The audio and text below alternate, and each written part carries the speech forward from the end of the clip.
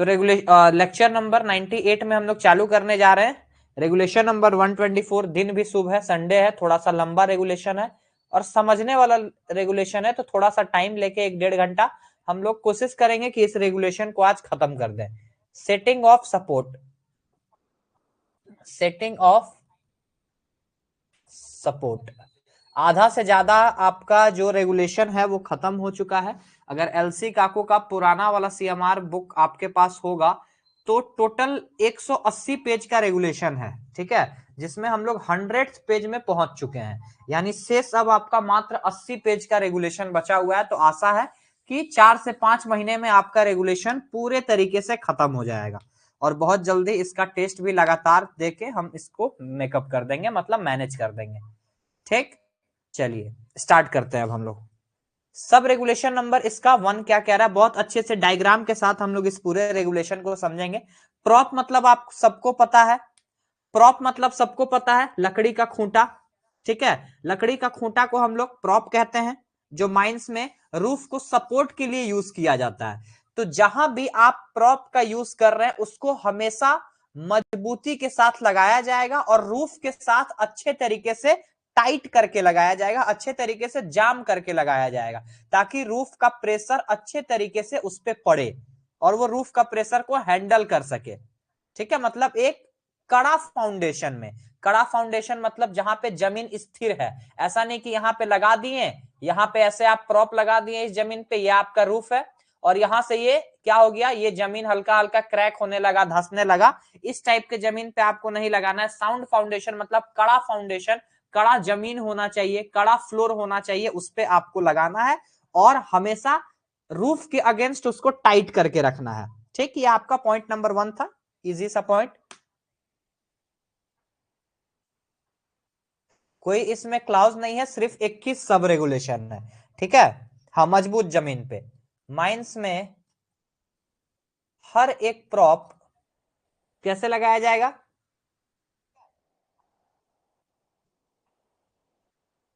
मजबूत फ्लोर पे लगाया जाएगा और प्रॉप को रूफ, रूफ यानी आपका चाल, ठीक है, के साथ, चाल के साथ अच्छे तरीके से टाइट कर दिया जाएगा, अच्छे से टाइट किया जाएगा। ये पॉइंट नंबर 1 शेष बच गया अब आपका 20 सब रेगुलेशन इसमें।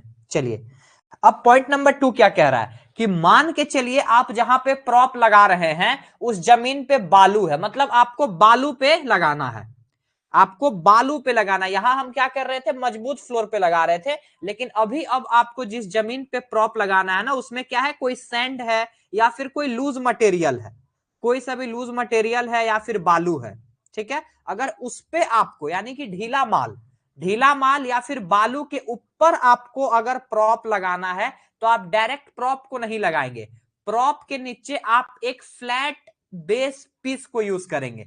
मतलब जैसे आपको मान के चलिए ये आपका जमीन है, ठीक है, इस पे ऐसे ऐसे बालू है, ये आपका बालू है, अब इस पे आपको प्रॉप लगाना है, तो आप डायरेक्ट प्रॉप नहीं लगा के एक फ्लैट बेस पीस ऐसे करके लगा, यहां लगा रहेगा, इसके ऊपर आप प्रॉप लगाएंगे, इस फ्लैट बेस पीस के ऊपर आप प्रॉप लगाएंगे, ये आपका हो गया फ्लैट बेस पीस। और ये आपका मान के चलिए ब्लू वाला पार्ट क्या हो गया जी, सैंड हो गया, और ये आपका प्रॉप हो गया, ठीक है, ये रूफ है, ठीक है। समझ में आया क्या हम बोलना चाह रहे हैं, उस फ्लैट बेस पीस का डायमेंशन मतलब लंबाई चौड़ाई 5 सेंटीमीटर कम से कम मोटा होने चाहिए, 25 सेंटीमीटर चौड़ा और 75 सेंटीमीटर लंबा, समतल मतलब फ्लैट होना चाहिए, वो फ्लैट होना चाहिए, ताकि आपका, देखिए अगर मान के चलिए ये आपका फ्लोर है, इस पे बालू है, तो कहीं पे कम बालू कहीं पे ज्यादा बालू इस तरीके से रहेगा, यहां पे आप प्रॉप लगाएंगे तो पता चला प्रॉप धंस गया, क्या पता चला कि प्रॉप धंस गया। सपोर्ट चैप्टर में मंडल सर के क्लास में ये सब आप लोग पढ़े होंगे। पता चला कि इस बालू में ही प्रॉप धंस गया, इसीलिए एक फ्लैट लकड़ी का पाटा ऐसे लेंगे, वैसे पाटा तो कुछ और होता है, फ्लैट बेस पीस लेंगे, इसको बालू पे खड़ा करेंगे और फिर इस फ्लैट बेस पीस पे हम लोग प्रॉप को लगा देंगे। समझ में आया क्या बोलना चाह रहे हैं? सबको क्लियर? चलिए इसको लिखते हैं। जहां पे प्रॉप को सैंड या किसी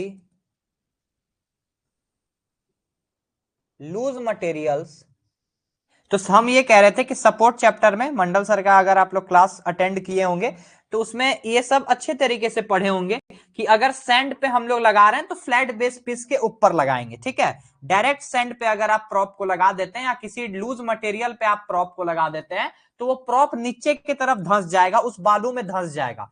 कड़ा कुछ रहेगा, कुछ हार्ड रहेगा, तब ना प्रॉप उस पर टिके रहेगा, ठीक है।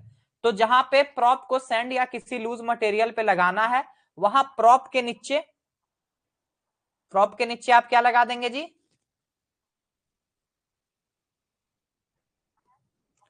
फ्लैट बेस पीस, मतलब समतल पाटा। समतल, समतल बोले तो पूरा फ्लैट, ठीक है। वहां फ्लैट बेस पीस का यूज किया जाएगा कि नीचे फ्लैट बेस पीस लगाया जाएगा, जो कम से कम डायमेंशन याद कर लीजिएगा, 5 सेंटीमीटर थिकनेस यानी 5 सेंटीमीटर मोटा, 25 सेंटीमीटर चौड़ा, 25 सेंटीमीटर विड्थ एंड 75 सेंटीमीटर आपका लेंथ यानी कि लंबाई का होगा।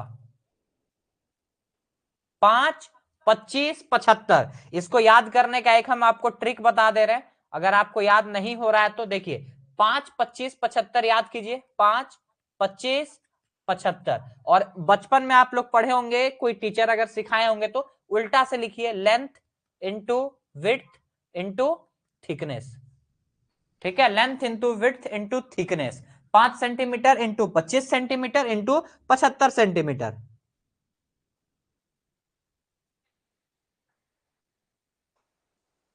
ये फिक्स कौन करता है और उससे कम होगा तो क्या होगा? चलिए, गुड क्वेश्चन, गुड क्वेश्चन। देखिए क्या होगा, आप जितना बड़ा, देखिए किसका क्वेश्चन था? सिद्धांत का। मान के चलिए सिद्धांत, इतना दूरी में आपका सैंड फैला हुआ है, बालू फैला हुआ है, ठीक है। इतना दूरी में आप सैंड फैला हुआ है या फिर कोई लूज मटेरियल फैला हुआ है, आपको यहाँ पे प्रॉप लगाना है। इस जगह पे आपको ऐसे करके ये हम बना दिए, ये आप प्रॉप लगा रहे हैं, ठीक है। आपको इस जगह पे प्रॉप लगा देना है, ये आपका हो गया लीड। लीड क्या होता है अभी हम बताएंगे। ये आप लगा दिए प्रॉप, ठीक है। अब इसका जो डायमेंशन बोल रहे हैं, कौन डिसाइड करता है और क्यों इससे कम नहीं लिया गया है, कम से कम इतना लिया गया है? प्रॉप का डायमेंशन को देखते हुए, अगर सपोर्ट चैप्टर आप पढ़े उसमें प्रॉप का डायमेंशन देखे होंगे कि प्रॉप कितना लंबा, कितना चौड़ा और कितना मोटा रहना चाहिए, ठीक है। तो मान के चलिए कि जस्ट फॉर एन एग्जांपल उससे कम चौड़ा, जितना चौड़ा यहाँ पे दिया हुआ है 25 सेंटीमीटर, आप 25 सेंटीमीटर से कम चौड़ा ले लिए, ठीक। आप इतना ही चौड़ा, अगर प्रॉप इतना चौड़ा है और आप वहां पे फ्लैट बेस पीस इतना चौड़ा लगा रहे हैं, तो क्या वो काम करेगा? वो काम करेगा सिद्धांत नाहक। जितना चौड़ा आपका प्रॉप होगा, कम से कम उससे ज्यादा चौड़ा आपको रखना पड़ेगा फ्लैट बेस पीस, तब जाके वो एरिया को कवर करेगा, नहीं तो रिजल्ट फिर वही होगा कि प्रॉप जाके बालू में धंस जाएगा। अगर उससे आप कम रखेंगे तो प्रॉप जाके फिर से बालू में धंस जाएगा। जस्ट फॉर एन एग्जांपल, आप इतना बड़ा फ्लैट बेस पीस रखें, आपका प्रॉप इतना बड़ा है जी, तो क्या फायदा होगा? आपका प्रॉप नीचे से चौड़ा है तो क्या फायदा होगा? समझ में आया बाबू? सिद्धांत नाहक, ये आपका पॉइंट नंबर 2 हो गया। अब देखिए, अब एक चीज आपको दिखाते हैं, आज हम तैयारी के साथ आए हैं फॉर्म में। डेस्कटॉप डेस्कटॉप डेस्कटॉप डेस्कटॉप, कहाँ गया जी? हाँ ठीक है, ये रहा आपका।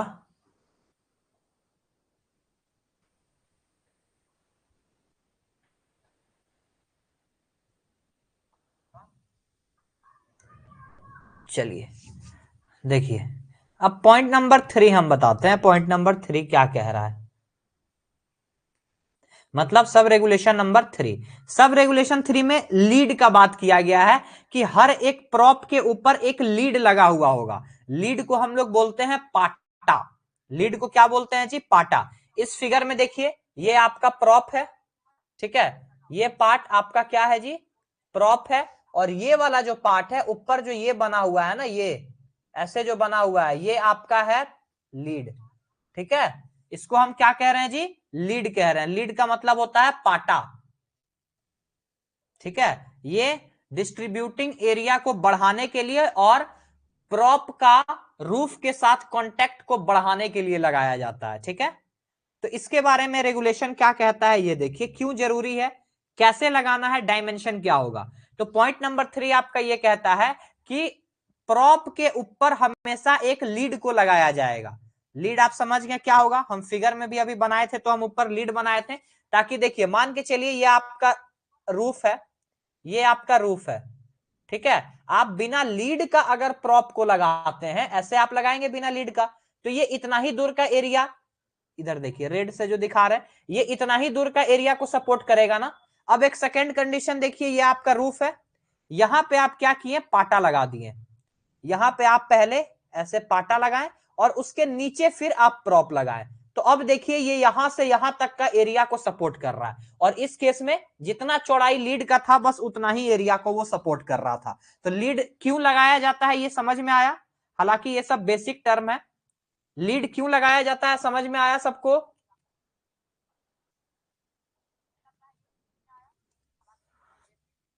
चलिए, अब हम लोग देखते हैं पॉइंट नंबर 3, इस लीड का डायमेंशन क्या होगा। तो हम लोग देख लिए कि प्रॉप के ऊपर आपको लीड लगाना है, तो लीड का जो डायमीटर होगा, डायमीटर, सिंपल सी बात है, लीड का डायमीटर कभी भी प्रॉप के डायमीटर से कम नहीं होगा। उसका जो विड्थ होगा, सॉरी, विड्थ जो होगा वो प्रॉप के डाया से कम नहीं होगा। किसका लेंथ? किसका लेंथ सिद्धांत? किसका लेंथ का आप बात कर रहे हैं? चलिए पॉइंट नंबर 3, तब तक सिद्धांत अपना क्वेश्चन पूछ लें। लीड जो प्रॉप के ऊपर लगाएंगे उसका विड्थ डायमीटर के, प्रॉप के डायमीटर से कम नहीं होगा, उसका थिकनेस 8 सेंटीमीटर से कम नहीं होगा, और उसका लंबाई 50 सेंटीमीटर से कम नहीं होगा, ठीक है। अब ये ऐसा क्यों किया गया है? फिर ये क्वेश्चन आ सकता है, अगर मान के चलिए ये आपका लीड है, ठीक है, ये आपका लीड है, आपको इसके ऊपर क्या करना है? यहां पे देखिए, इस फिगर में, इस वाले फिगर में देखिए, कौन सा कलर आ गया जी, ये वाले प्रॉप में देखिए, सेकंड वाले प्रॉप में, यहां तक आपका प्रॉप है, ये आपका प्रॉप का डाया है, इतना आपका प्रॉप का डायमीटर है। तो हम लोग बोल रहे हैं कि जो लीड है उसका विड्थ प्रॉप के डाया से कम नहीं होना चाहिए। अगर प्रॉप के डाया से कम उसका विड्थ हो गया, तो फिर से कोई फायदा ही नहीं होगा। वो जो प्रॉप का डाया है इस विड्थ में घुसेगा ही नहीं, अटेगा ही नहीं, तो फायदा नहीं होगा, ठीक है। समझ में आया? तो इसीलिए लीड का विड्थ हमेशा प्रॉप के डाया से कम नहीं होना चाहिए। उसका जो लेंथ है, यानी उसका जो लंबाई है, 50 सेंटीमीटर से कम नहीं होना चाहिए, और थिकनेस यानी कि मोटाई 8 सेंटीमीटर से कम नहीं होना चाहिए। चलिए इसको लिखते हैं। वो तो कंडीशन के हिसाब से लगाते हैं, साइज देख के लगाते हैं सिद्धांत। प्रॉप साइज देख के लगाते हैं, आपका गैलरी का हाइट कितना है, गैलरी के हाइट के हिसाब से आपका प्रॉप का हाइट डिसाइड होता है ना। हाँ, वो फिर डीजे में डाटा अलग है कि इतना से इतना गैलरी विड्थ रहेगा तो प्रॉप ऐसे इतना लगेगा, इतना से इतना गैलरी विड्थ रहेगा तो प्रॉप इतना लगेगा, वो अलग चीज है, वो बिल्कुल अलग चीज है। प्रॉप के ऊपर लीड लगाया जाएगा,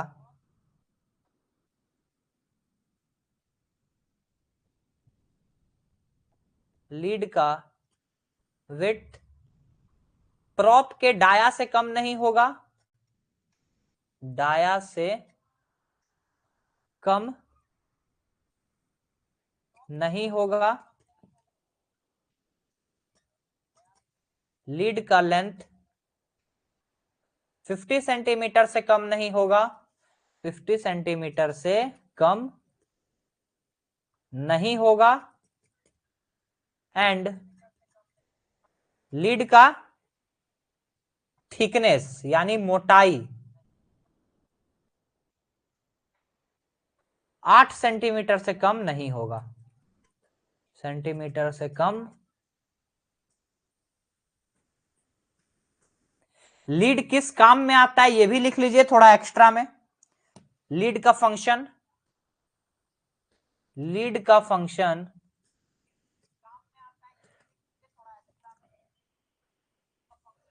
प्रॉप और रूफ के बीच, प्रॉप और रूफ के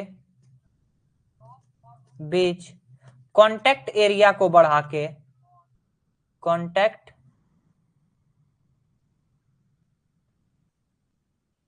कांटेक्ट एरिया को बढ़ा के प्रेशर डिस्ट्रीब्यूट करता है, प्रेशर डिस्ट्रीब्यूट। 1 मिनट अंशु हम चेक कर लेते हैं, रुक जाइए। करता है, हाँ क्या है, lead use to distribute the resistance of prop in wider area, ठीक है, indicate load in prop by bending, ठीक है, to prevent penetrate prop in the roof, हाँ ठीक है, बिल्कुल ऊपर का जो दो है वो तो बहुत जरूरी है, हाँ एक पॉइंट और लिख लीजिएगा, बिल्कुल सही याद दिलाएं। दूसरा क्या है, लीड का उपयोग, लीड का use for indication of roof fall भी करते हैं,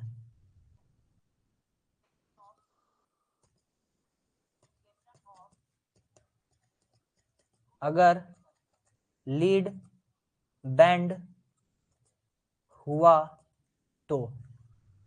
इंडिकेशन ऑफ एक्स्ट्रा प्रेशर या फिर हाई प्रेशर लिख सकते हैं, रूफ फॉल नहीं, हाई प्रेशर लिख दीजिए, indication of high pressure, high कि मतलब अगर लीड बेंड हुआ, ये जो पाटा है, ये जो पाटा अभी आपको सीधा दिख रहा है, वो अगर ऐसे बेंड हो गया, ऐसे इस तरीके से बेंड हो गया, मतलब क्या हुआ, अगर ऐसे बेंड हो गया तो इसका मतलब क्या हुआ कि रूफ से बहुत ज्यादा प्रेशर आ रहा है, वो लीड बेंड हो गया है, मतलब उस प्रॉप पे बहुत ज्यादा प्रेशर पड़ रहा है ना, ठीक है, तो इसका भी वो इंडिकेशन है। वेरी गुड अंशु, समझ में आया। तो यहां पे आपका पॉइंट नंबर 3 सबको क्लियर हो गया, लिख लीजिए, फिर पॉइंट नंबर 4 में हम लोग आगे बढ़ेंगे। किसी को कोई काम या कहीं जाना नहीं ना आज, इसको सोचे कंप्लीट कर देंगे 124 को, बड़ा है, 21 सब रेगुलेशन है इसमें। चलिए ठीक है, अब आते हैं पॉइंट नंबर 4 में। बहुत इंपॉर्टेंट रेगुलेशन है, जिसको नहीं समझ में आएगा पूछ लीजिएगा, हम बार बार बता रहे हैं। पॉइंट नंबर 4 में क्रॉस बार से रिलेटेड आपका कॉन्सेप्ट है। तो पहले हमको फोटो ऐड करने दीजिए, फॉर्म में है ना हम भी, बार, ये रहा जी आपका क्रॉस बार।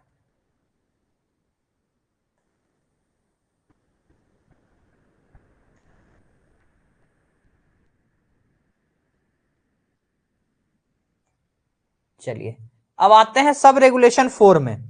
सब रेगुलेशन 4 ये आपका है बार सपोर्ट।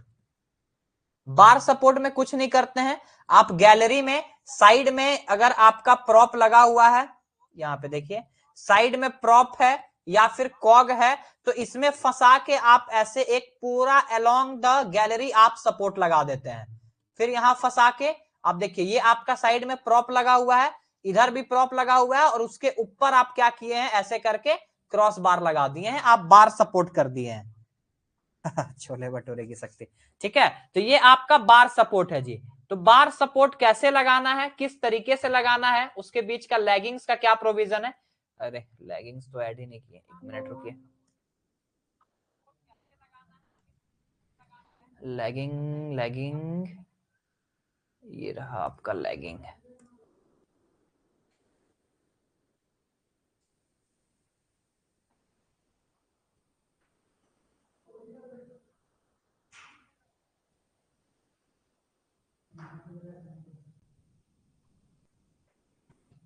चलिए जी 4 नंबर देखते हैं, अच्छे से समझते हैं। सब रेगुलेशन नंबर 4 क्या कह रहा है? हर एक क्रॉस बार सपोर्ट जो आप लगाएंगे माइंस में, जो रास्ता में लगाते हैं, आप गैलरी में लगाते हैं, चाल को सपोर्ट करने के लिए, क्या करने के लिए? रूफ को सपोर्ट करने के लिए।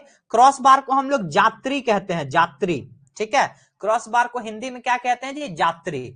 हमेशा सुरक्षित रूप से या तो प्रॉप में लगाया जाएगा, जो हम अभी बताएं कि साइड साइड आप प्रॉप यहां पे लगा दिए और उसके ऊपर टांग दिए आप क्रॉस बार, या फिर कॉग लगा दिए, जैसे यहाँ पे आपका क्या लगा हुआ है? प्रॉप लगा हुआ है। तो सुरक्षित रूप से आपको गैलरी में क्या करना है? क्रॉस बार को या तो प्रॉप पे नहीं तो कॉग पे बैठा देना है, या फिर अगर प्रॉप और कॉग लगाना वहां पे पॉसिबल नहीं है, ध्यान से सुन लीजिएगा, अगर प्रॉप और कॉग लगाना पॉसिबल नहीं है तो जो आपका रास्ता है उसके दोनों साइड, जैसे इधर ये पिलर आपको दिख रहा है और इधर का पिलर तो नहीं दिख रहा है, इसके बिहाइंड में भी एक पिलर होगा, तो अगर जहां पे प्रॉप या कॉग लगाना पॉसिबल नहीं है वहां पे आप पिलर में क्या करेंगे? कम से कम 50 सेंटीमीटर गहरा, 50 सेंटीमीटर डेप्थ का होल लगाएंगे और उसी होल में इस कॉग इस बार को बैठा देंगे।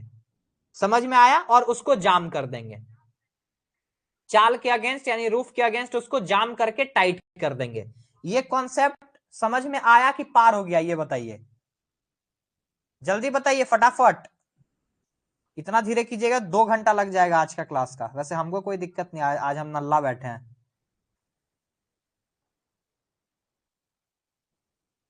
क्लियर है? ठीक है, नहीं समझ में आएगा तो बताइएगा। इसमें फिर एक लैगिंग्स का भी कॉन्सेप्ट है, उसको भी हम समझाएंगे। हाँ, तो जितना अभी बताएं उसको हम लोग फटाफट पहले लिख लेते हैं। माइंस में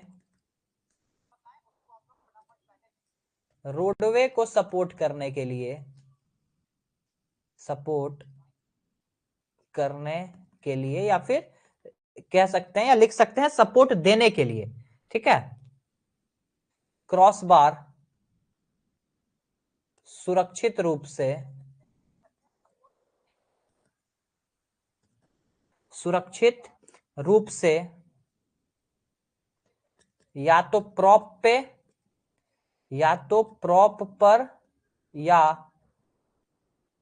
कॉग पर, कॉग सपोर्ट, प्रॉप सपोर्ट पता है आप लोग को, बैठाया जाएगा या फिर लगाया जाएगा, बैठाया जाएगा। ये पहला स्टेटमेंट है, मतलब पहला कंडीशन है कि नॉर्मल रूफ को सपोर्ट करने के लिए, रोडवे को सपोर्ट करने के लिए, रोडवे के माइंस में रोडवे के रूफ को यहां लिखिए, रोडवे के रूफ को, ठीक है, सपोर्ट करने के लिए, रोडवे के रूफ को सपोर्ट करने के लिए सिक्योरली हम लोग प्रॉप पे या कॉग पे लगाएंगे। अगर ये दोनों पॉसिबल नहीं है जाएगा, या फिर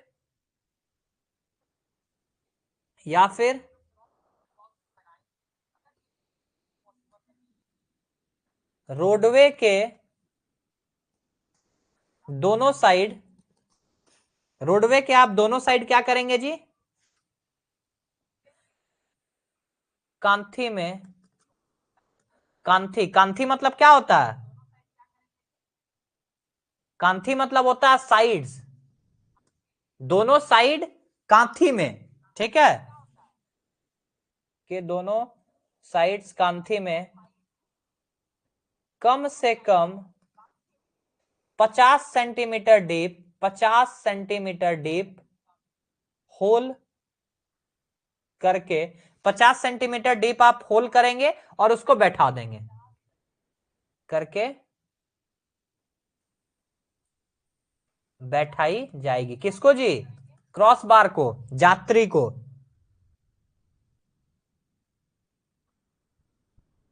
किनारे किनारे रहता है, जनरली आपका प्रॉप रहता है, जनरली प्रॉप रहता है सिद्धांत, किनारे किनारे रहता है ना, क्योंकि रोडवे भी तो चौड़ा होता है, रोडवे चौड़ा होता है, पतला थोड़ी होता है आपका गैलरी का, इसीलिए तो इसको रोडवे पे लगाने, इसीलिए तो बार सपोर्ट रोडवे के रूफ को सपोर्ट करने के लिए, फेस वगैरह के लिए नहीं बोला है ना, रोडवे के रूफ को सपोर्ट करने के लिए बोला है। तो रोडवे काफी आपका चौड़ा होता है, गैलरी जिससे आप आते जाते हैं वो रोडवे आप देखें कितना चौड़ा होता है, उसमें अगर साइड साइड 2 कॉग लगेगा तो रास्ता कहां से जाम होगा। हाँ, अगर फेस वगैरह में ये अरेंजमेंट करेंगे तो फेस पूरा आपका जाम हो जाएगा, उसमें एचडीएल वगैरह भी नहीं चल पाएगा। लेकिन नॉर्मल जो रोड से आप आ जा रहे हैं उसमें तो एचडीएल को चलाना नहीं है, हैवी मशीनरी को चलाना नहीं है, तो उसमें जाम होने का कोई चांसेस नहीं है, रोड ब्लॉक नहीं होगा। सिद्धांत ठीक है, 50 सेंटीमीटर डीप होल करके बैठाई जाएगी और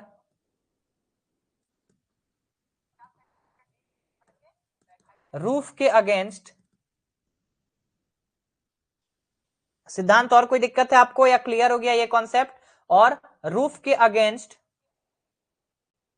जाम करके टाइट कर दिया जाएगा, जाम करके टाइट कर दिया जाएगा क्रॉस बार को यानी यात्री को। ठीक है, अब इसमें और एक चीज है, इसमें लैगिंग्स का कॉन्सेप्ट है। लैगिंग्स क्या है, इस फोटो में देखिए आप लोग, ये जो छोटा छोटा ये पार्ट दिख रहा है यही आपका लैगिंग्स। ये जो ब्लैक एंड व्हाइट पिक्चर है ये देखिए, ये लैगिंग्स दिख रहा है। ये लैगिंग्स क्या है कि अगर आप मान के चलिए आपका ये साइड्स है, इधर हम समझा दे रहे हैं, ये आपका साइड्स है, ये आपका साइड का पिलर है जी। ठीक है, यहां पे आप प्रॉप लगा रहे हैं, यहां पे प्रॉप लगाएं, उसके बाद आप यहां पे प्रॉप लगाएं और इन दोनों के ऊपर आप लगा दिए क्रॉस बार, इन दोनों के ऊपर आप क्रॉस बार लगा दिए। तो लैगिंग्स कहां लगेगा पता है। अच्छा, लैगिंग्स का हिंदी कोई बताइए। ये साइड्स और इस प्रॉप के बीच में लैगिंग्स लगेगा। लैगिंग्स का हिंदी कोई बताइए। साइड से और इस साइड और इस प्रॉप को टाइट करने के लिए लैगिंग्स का यूज कर रहे हैं। लैगिंग का मतलब समझ में आया। और लैगिंग्स कैसे लगेगा, अगर लैगिंग्स की वहां जरूरत है तो लैगिंग का संख्या आपका क्रॉसबार के प्रति मीटर लंबाई के लिए कम से कम एक मीटर क्रॉसबार के लिए एक मीटर क्रॉसबार के लिए एक लैगिंग लगाया जाएगा। अब जैसे यहां पे देखिए, इधर देखिए इस फिगर में, इस फिगर में देखिए,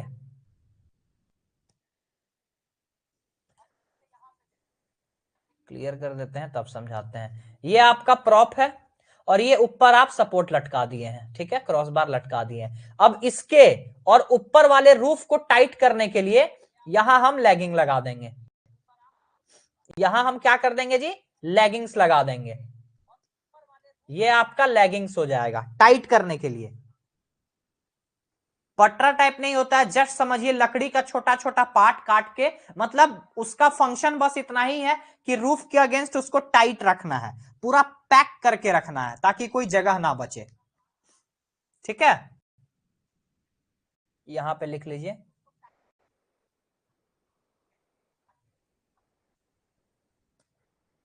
जहां लेगिंग्स की जरूरत है वहां पर मीटर क्रॉसबार के लिए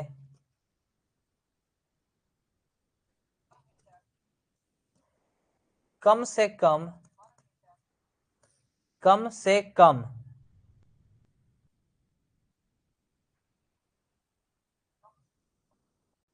एक लेगिंग्स लगाया जाएगा। ये कॉन्सेप्ट सबको समझ में आया। One not less than 1 for every metre length of the bar, और लेगिंग को हमेशा रूफ के अगेंस्ट टाइट करके रखना है।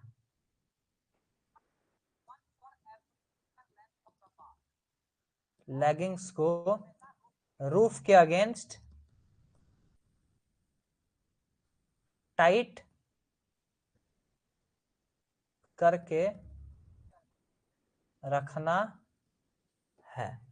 चलिए, अब इसमें किसी को कोई दिक्कत है तो बेझिझक हमसे बताइए, हम एक बार फिर से समझा दे रहे हैं।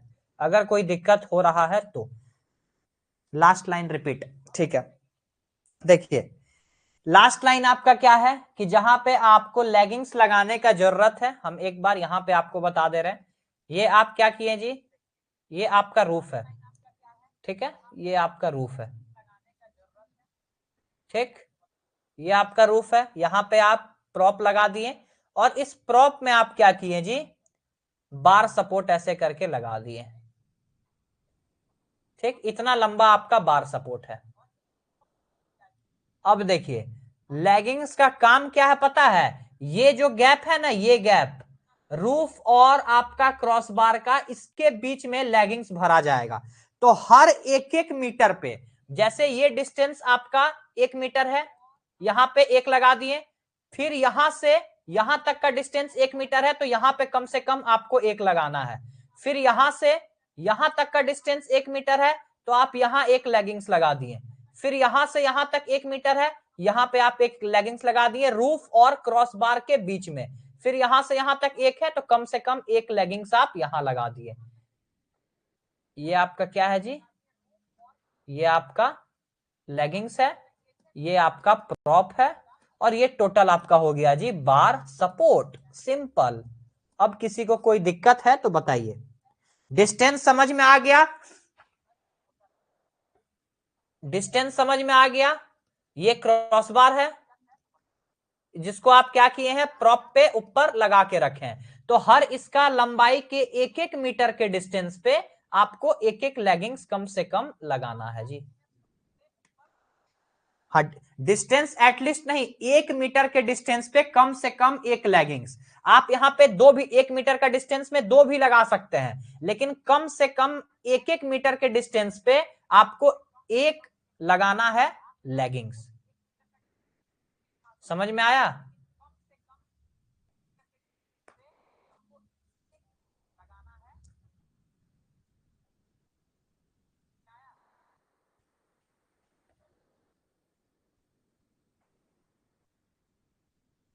अरे आज सिद्धांत पागल हो गए हैं।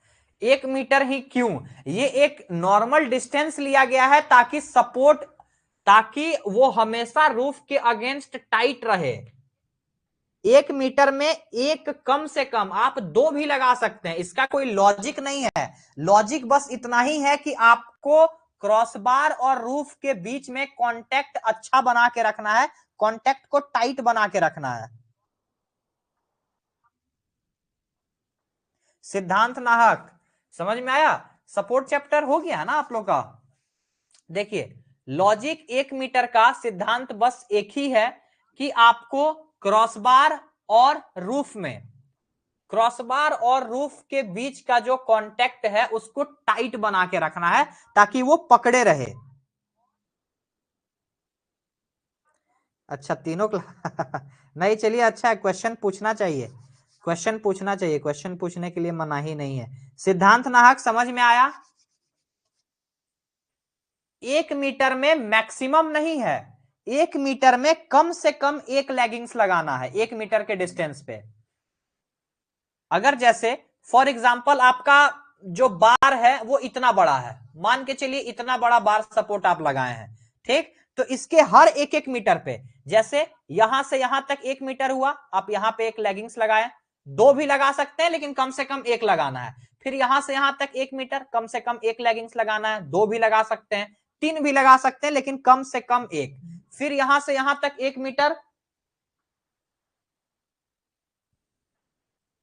यहां से यहां तक 1 मीटर का डिस्टेंस है, यहां भी आप एक लगा दिए, चाहे तो दो भी लगा सकते हैं। अब क्लियर हुआ या अभी भी कोई डाउट है? डाउट है तो बताइए, हम फिर से समझा देंगे। तो यही है आपका लेगिंग्स और यही है आपका बार सपोर्ट।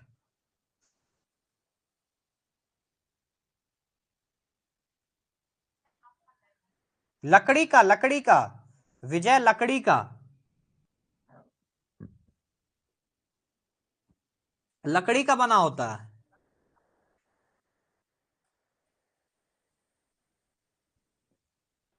चलिए समझ में आ गया सबको? बढ़े आगे? चलिए जी, अब आते हैं 5 में।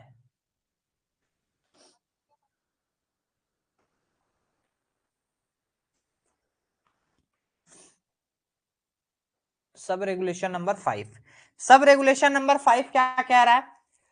कॉग सबको पता है, कॉग सब कोई देखे हैं? कॉग सपोर्ट नहीं देखे हैं तो अभी देख लीजिए।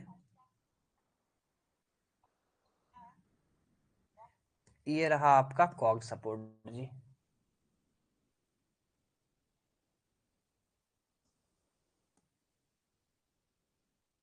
लकड़ी का क्रॉस क्रॉस करके जो बनता है उसको हम लोग कॉग सपोर्ट कहते हैं। ये वुडन कॉग है, ठीक है, वुडन कॉग सपोर्ट, ठीक है।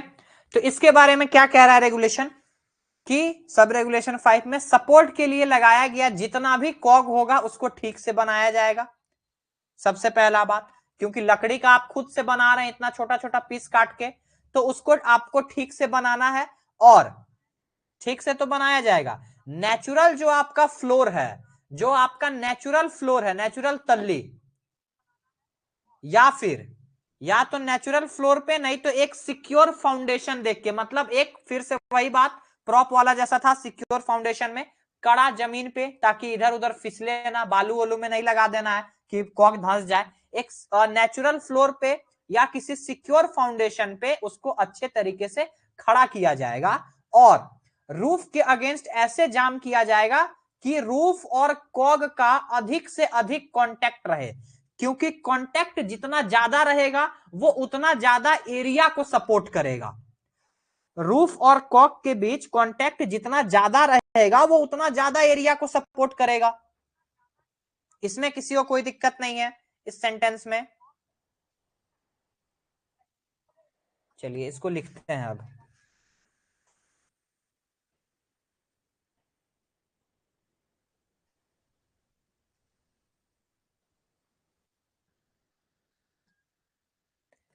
सपोर्ट के लिए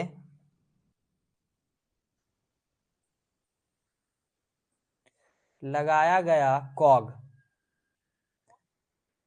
ठीक से बनाया जाएगा, ठीक से बनाया बनाया जाएगा, मतलब आप उसको हाथी से छील छाल के बनाएंगे ना उतना लंबा, ठीक है, तो उसको अच्छे से बिल्ड किया जाएगा। और हमेशा नेचुरल फ्लोर पे, नेचुरल फ्लोर मतलब जो प्राकृतिक फ्लोर है नीचे, नेचुरल फ्लोर या सिक्योर फाउंडेशन पे, नेचुरल फ्लोर या फिर सिक्योर फाउंडेशन पर खड़ा किया जाएगा, खड़ा किया जाएगा इस सपोर्ट को, यानी इरेक्ट किया जाएगा, ठीक है। एक मिनट सिद्धांत, हम बता रहे हैं, एक मिनट हमको लिख लेने दीजिए, फिर आपका डाउट देख रहे हैं जाएगा। ये पॉइंट में किसी को कोई आपत्ति नहीं है सिद्धांत को छोड़ के? सिद्धांत का डाउट हम अभी क्लियर कर दे रहे हैं। हाँ हाँ बिल्कुल।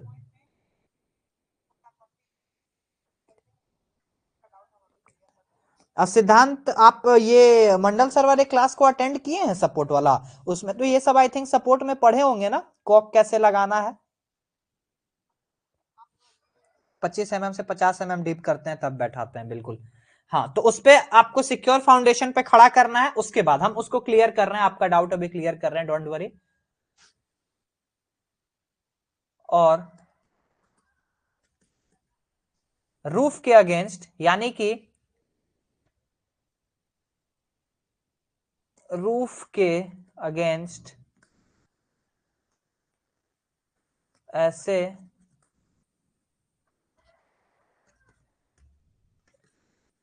जाम किया जाएगा, मतलब उसको ऐसे आप बैठा देंगे।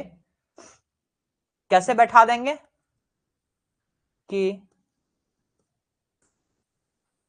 रूफ से मैक्सिमम कांटेक्ट एरिया हो, ज्यादा से ज्यादा मैक्सिमम कांटेक्ट एरिया हो।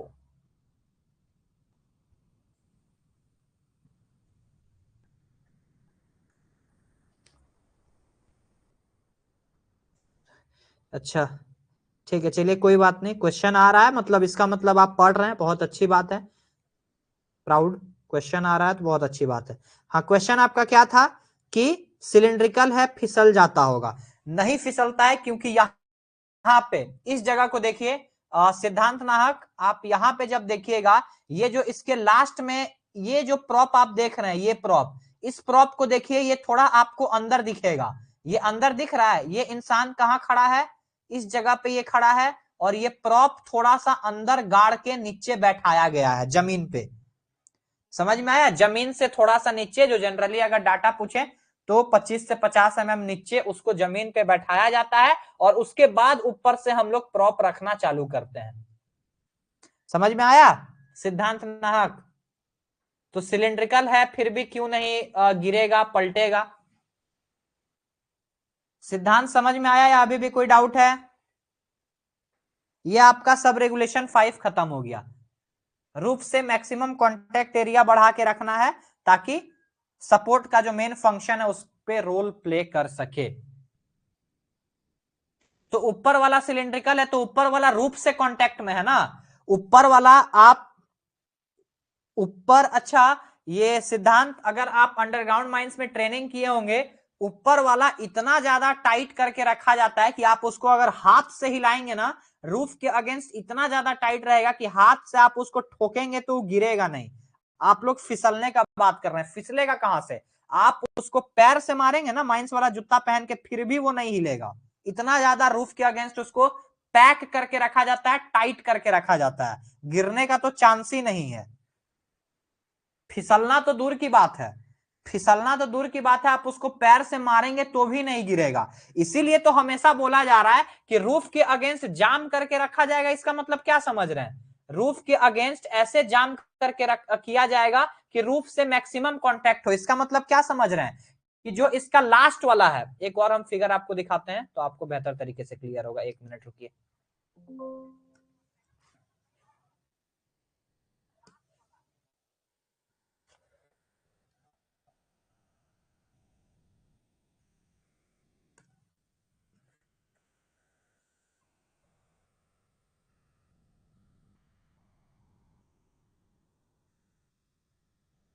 चलिए, ये आपका कॉग है, ठीक है, 3D व्यू है।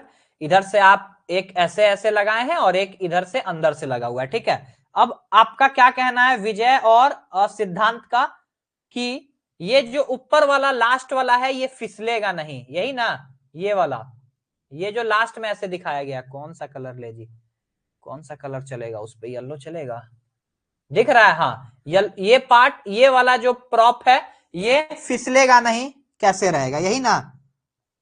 ये जो रूफ है ना आपका, इस रूफ से इसको इतना टाइट कर दिया जाता है, इतना पैक कर दिया जाता है कि माइंस वाला शूज पहन के आप जूता से किक भी मारिएगा ना, तो ये दोनों आपका जो प्रॉप है वो नहीं हिलेगा इसमें से, इतना ज्यादा टाइट रहता है। इतना ज्यादा आपस में इसका अच्छा कांटेक्ट बना के रूफ के अगेंस्ट टाइट किया जाता है। समझ में आया विजय और सिद्धांत?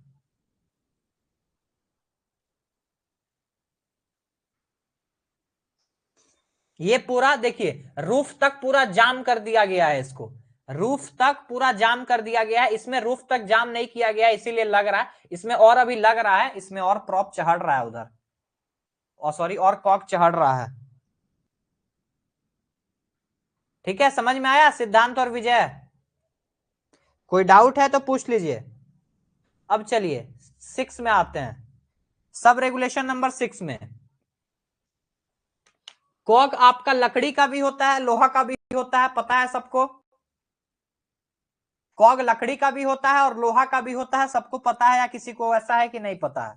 अगर आपका कॉग लकड़ी का बनाया जा रहा है, ध्यान से सुनिएगा, अगर कॉग लकड़ी का बनाया जा रहा है तो आमने सामने का जो एक लकड़ी है उसको छीलकर चपटा कर दिया जाएगा। चपटा करने का रीजन आपको सिंपल पता है कि आपको ऐसे रखना है, फिर उसके ऊपर आपको ऐसे ऐसे रखना है, मतलब एक ऐसे, फिर ऐसे, फिर ऐसे, फिर ऐसे, इस तरीके से आपको बैठाना है। तो आप नॉर्मल केस में आप क्या कीजिएगा, लकड़ी का कॉग बन रहा है तो आमने सामने का जो साइड्स वाला आपका जो आपका कॉग है उसको छीलकर चपटा कर देंगे, उतना काफी है। लेकिन अगर डिपिलरिंग पैनल में आप गोफ के किनारे कॉग लगा रहे हैं, गोफ को सपोर्ट करने के लिए डिपिलरिंग पैनल में गोफ के किनारे जो आप कॉग लगा रहे हैं उसको क्या करना है, चारों साइड से आपको चिराई करना है। ऐसा कॉग लगाएंगे जो चारों साइड से चिराई किया हुआ हो। सिर्फ वैसा ही कॉग को डिपिलरिंग पैनल में गोफ के साइड हम लोग यूज करेंगे, जो कॉग चारों साइड से चीरा हुआ हो, मतलब छिला हुआ हो। समझ में आया कि पार हो गया? समझ में आया कि पार हो गया जी? चलिए इसको लिखते हैं, नहीं समझ में आया तो मैं भी समझ में आए।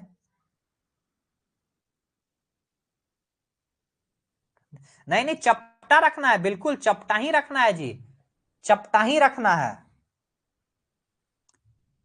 क्लियर है? ठीक है, चलिए इंपॉर्टेंट पॉइंट है, इसको ध्यान दीजिएगा। यदि कॉग लकड़ी का है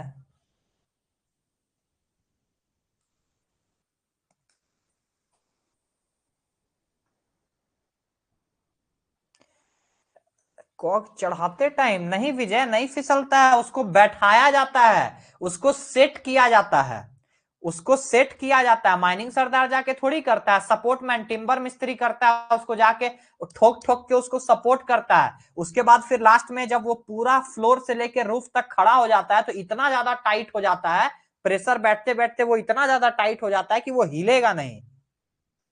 फिसलेगा कैसे?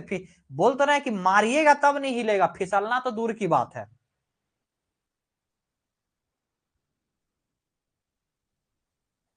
चलिए, तो क्या कह रहे थे हम लोग कि यदि कॉग लकड़ी का है, तो लकड़ी का है तो क्या, तो अगर लकड़ी का है तो दो साइड उसको छिलकर चपटा कर देना काफी है।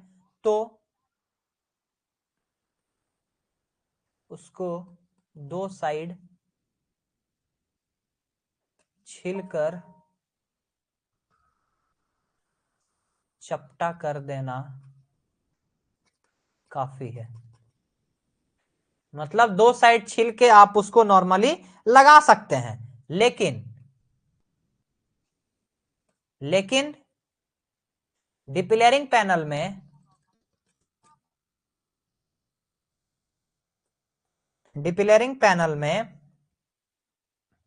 गोफ के किनारे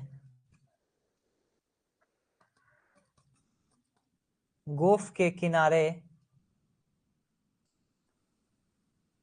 जो कॉग लगता है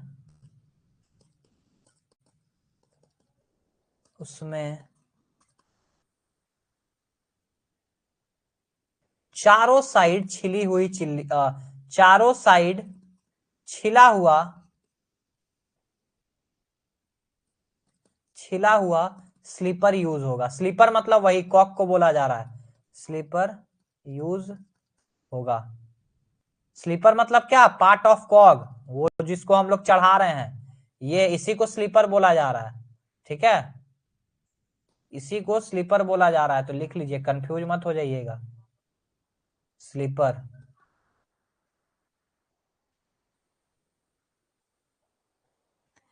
अच्छा, ओपन कास्ट मशीनरी, तो अभी तक आप विजय वो देखे नहीं है मंडल सर का वो लेक्चर सपोर्ट वाला, देख लीजिएगा, उसमें तो आई थिंक ये सब हो गया होगा आप लोग का।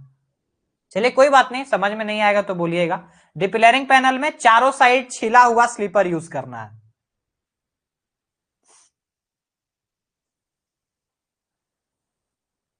चलिए, ये आपका पॉइंट नंबर 6 हो गया। अब पॉइंट नंबर 7 देखते हैं, इसमें किसी को कोई दिक्कत नहीं है। अब पॉइंट नंबर 7, कॉक का जो स्लीपर है, सिंपल है, ये आप लोग बहुत सारा टेलीग्राम क्विज या इधर उधर क्वेश्चन में देखते हैं। कॉक का जो स्लीपर है, ये सारा जो स्लीपर है, इसी को हम लोग स्लीपर बोल रहे हैं जी। देखिए जो इंसान लिया हुआ है ना हाथ में, इसी को तो हम लोग स्लीपर बोल रहे हैं, जो ऊपर चढ़ा रहा है। ठीक है, इसी को स्लीपर बोल रहे हैं। तो उसका जो लंबाई होगा, उसका लंबाई 1.2 मीटर से कम नहीं होगा किसी भी केस में। ठीक, कॉगिंग मेंबर का लंबाई मतलब वो स्लीपर का लंबाई, कॉगिंग मेंबर मतलब स्लीपर, कॉगिंग मेंबर्स यानी स्लीपर्स का लंबाई 1.2 मीटर से कम नहीं होगा। ठीक, लंबाई आपको कितना रखना है जी? 1.2 मीटर, कम से कम, उससे ज्यादा आप रख सकते हैं। चलिए आगे बढ़े, नो डाउट, ठीक है। अब आ जाते हैं हम लोग पॉइंट नंबर 8 में, यानी कि सब रेगुलेशन नंबर 8 में। देखते हैं कंप्लीट होता है आज की नहीं होता है। पॉइंट नंबर 8, पॉइंट नंबर 8 क्या कह रहा है जी? सब रेगुलेशन नंबर 8 कि डिपिलरिंग एरिया में कॉग लगाने से पहले, कॉग लगाने से पहले कॉग के कॉर्नर में आप प्रॉप को लगाएंगे। जैसे फॉर एग्जांपल ये क्या बोलना चाह रहा है, देखिए हम डायग्राम में आपको बता दे रहे हैं।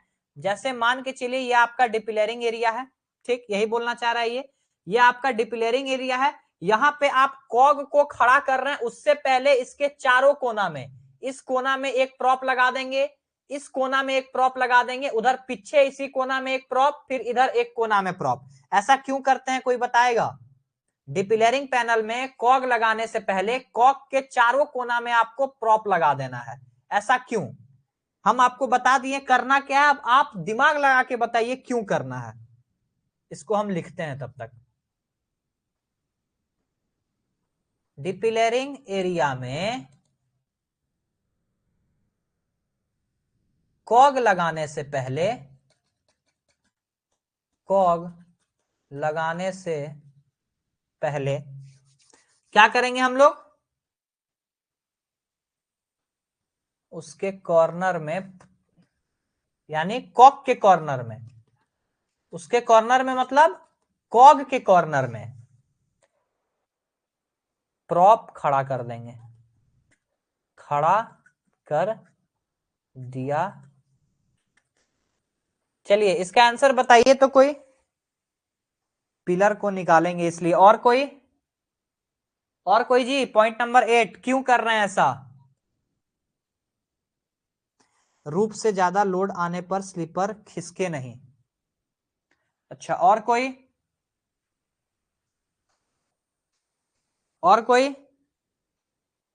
सपोर्ट के लिए तो करेंगे, वो ठीक है, सपोर्ट के लिए आप कर रहे हैं वो ठीक है। हाँ देखिए, मिला जुला के आंसर इसका यही है, मतलब अगर आप निष्कर्ष निकालें तो मिला जुला के आंसर यही है कि सपोर्ट के लिए कर रहे हैं। सिंपल सी बात है कि भैया कॉक को खड़ा कर रहे हैं क्योंकि डिपिलरिंग एरिया में आप कर रहे हैं, वहां आप क्या कर रहे हैं? डिपिलरिंग एरिया में कर रहे हैं, वहां से आप पिलर को काटना है, आपको वहां से पिलर को निकालना है, तो उसके सपोर्ट के लिए आप कॉग के चारों कॉर्नर में प्रॉप को खड़ा कर रहे हैं। डेट सिंपल, इसमें कोई ज्यादा लॉजिक नहीं है। चलिए पॉइंट नंबर 9 में आते हैं। पॉइंट नंबर 9 क्या कह रहा है? ढालू सीम से रिलेटेड, मतलब इंक्लाइन सीम से रिलेटेड, ब्रेकर लाइन। अच्छा, ढालू सीम में यानी कि अगर इंक्लाइन सीम है, अच्छा पहले लिख लीजिए, जिनको लिखना है लिख लीजिए।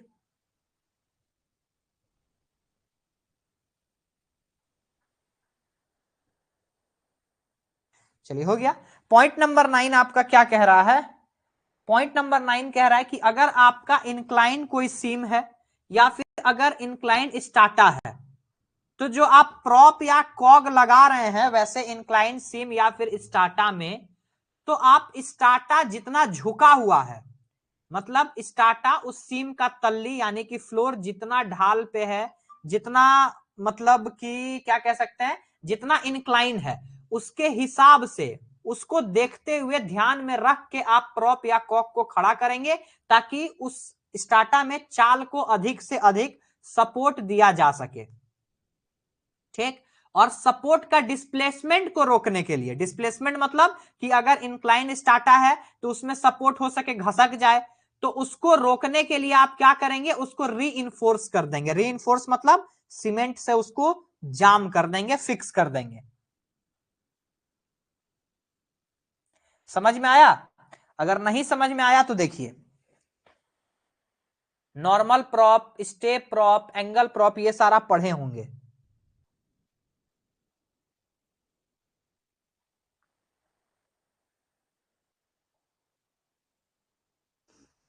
देखिए ये आपका मान के चलिए इंक्लाइंड है, इंक्लाइंड स्टाटा है, इंक्लाइंड स्ट्राटा। अब बोला जा रहा है कि अगर कहीं भी आप इंक्लाइंड स्ट्राटा में, यानी कि कोई सीम आपका बहुत ज्यादा इंक्लाइन है इसमें भी आपको रूफ को सपोर्ट करना होगा। तो जो आप प्रॉप और कॉग लगाएंगे उसको इस तरीके से सेट करेंगे कि वो क्या इंश्योर करे, मैक्सिमम सपोर्ट इंश्योर करे उसके रूफ को। ये कब होगा, जब इस सीम का इंक्लाइनेशन देखते हुए, इस सीम के इंक्लाइनेशन को ध्यान रखते हुए आप प्रॉप लगाएं तो। और अगर फिर भी यहां पे मान के चलिए फिर भी आप क्या किए, पाटा लगाएं और यहां पे आप लगा दिए प्रॉप, और फिर भी ये प्रॉप लगाने के बाद ऐसा आशंका लग रहा है कि ये घसक जाएगा, इसका मूवमेंट हो जाएगा, तो आप इसको पूरे तरीके से रूफ में पैक कर देंगे, री कर देंगे। ठीक है, पूरे तरीके से इसको पैक कर देंगे ताकि ये स्टार्टा रूफ के साथ अच्छे तरीके से टाइट हो जाए। समझ में आया या पार हो गया, ये बताइए।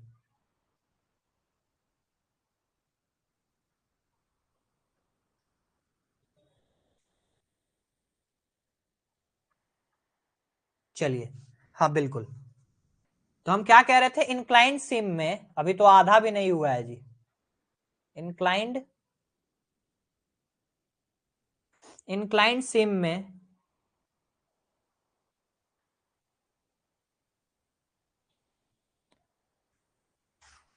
प्रॉप या कॉग, प्रॉप या कॉग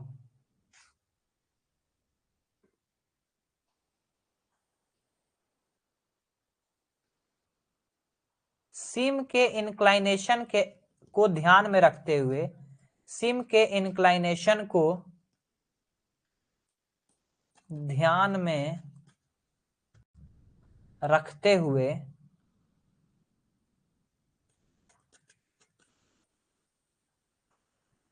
ऐसे खड़ा किया जाएगा, ऐसे खड़ा किया जाएगा। प्रतीक मिश्रा नहीं आए हैं क्या आज, कि वो रूफ को मैक्सिमम सपोर्ट करे, रूफ को मैक्सिमम सपोर्ट करे। ठीक, रूफ को मैक्सिमम सपोर्ट करे या सपोर्ट दे, सपोर्ट के घिसकने, सपोर्ट के घिसकने, घिसकने मतलब डिस्प्लेसमेंट, मूवमेंट। अगर वहां से इंक्लाइन सीम है, मान के चलिए घसक गया, तो डिस्प्लेसमेंट को रोकने के लिए, घिसकने को रोकने के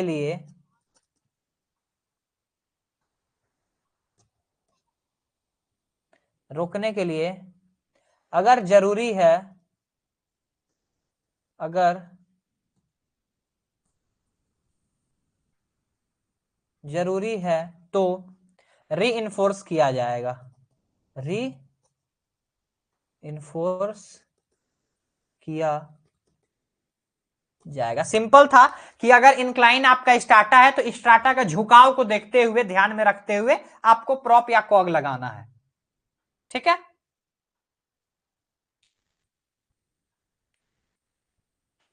चलिए ये आपका पॉइंट नंबर 9 खत्म हो गया जी।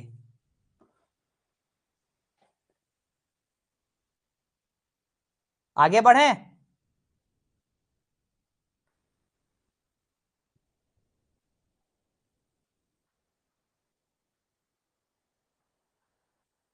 चलिए अब आते हैं पॉइंट नंबर 10 में। पॉइंट नंबर 10 क्या कह रहा है, दिमाग ब्लॉक होने लगेगा तो बताइएगा, क्लास ऑफ कर देंगे। जबरदस्ती दिमाग में घुसाइएगा मत कि आज करना है, कैसे भी करना है। हमको पढ़ाने में इश्यू नहीं है, मेरे पास टाइम है, हम पढ़ा देंगे, लेकिन आप लोग अपना देख लीजिएगा कि दिमाग में घुसे, ऊपर ऊपर पार ना हो। पॉइंट नंबर 10 देखिए, लेज मतलब समझ में आता है, अड़खा। अच्छा, कभी माइनिंग में पीडीपीटी ट्रेनिंग किए हैं तो किसी वर्कर से सुने कि यहाँ पे अड़खा है,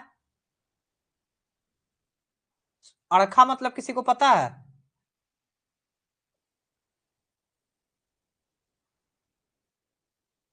अड़खा मतलब क्या होता है, देखिए हम कोशिश करते हैं डायग्राम बनाने का, मेरा डायग्राम का कहानी तो पता है आप लोगों को।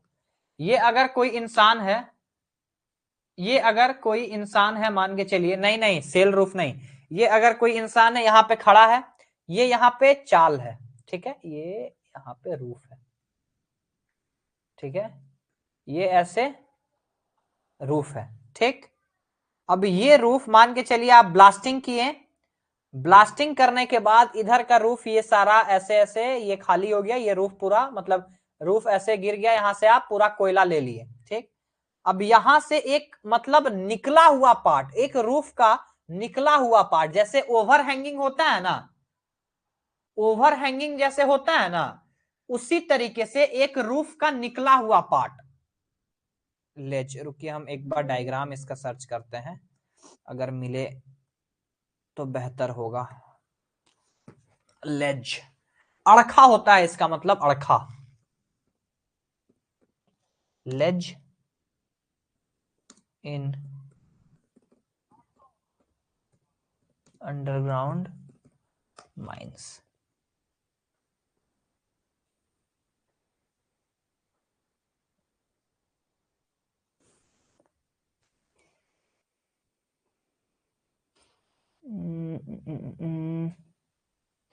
लेज रूफ करते हैं,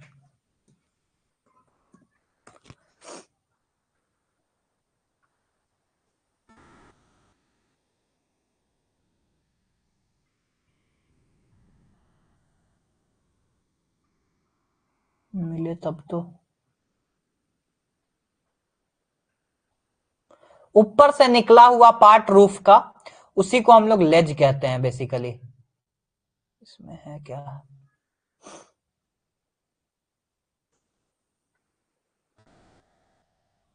गड्ढा नहीं अंशु, गड्ढा नहीं, बेसिकली नहीं, फिगर तो नहीं है, हमको ऐसे ही समझाना होगा। गड्ढा को नहीं, नॉर्मल जैसे, कैसे समझाएं, चलिए देखिए,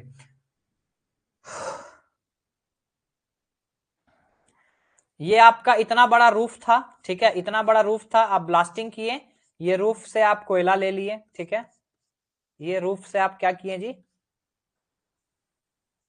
कोयला ले लिए।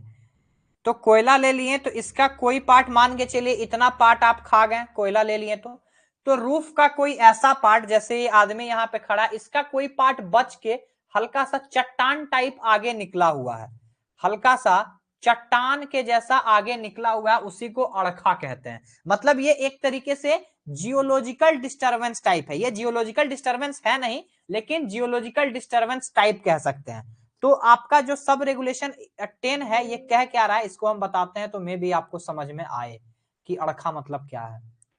माइंस में कभी किसी भी वर्कर से पूछिएगा ना अड़खा, वो बता देगा, कोई भी वर्कर, मैनेजर, सेफ्टी ऑफिसर, अड़खा क्या होता है जी बता देगा। चलिए पॉइंट नंबर 10 हम आपको लिखाते हैं, मतलब समझाते हैं, तो हो सके शायद आपको समझ में आए। तो अगर रूफ में किसी भी तरीके का कोई अड़खा है या फिर कोई बड़ा क्रैक है, कोई बड़ा क्रैक है या स्लिप है, तो अगर उस क्रैक को, स्लिप को या फिर अड़खा को कम से कम एक पेयर ऑफ कॉग से आपको सपोर्ट करना है। या तो आप एक पेयर ऑफ कॉग से सपोर्ट करिए, और नहीं तो लैगिंग से युक्त कॉग बार से आप सपोर्ट कीजिए। नहीं तो लैगिंग से युक्त मतलब लैगिंग लगा हुआ आप क्रॉस बार को लगा के, जात्री लगा के उस क्रैक को सपोर्ट कीजिए।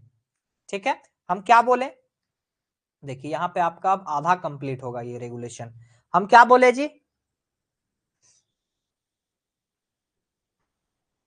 रूफ के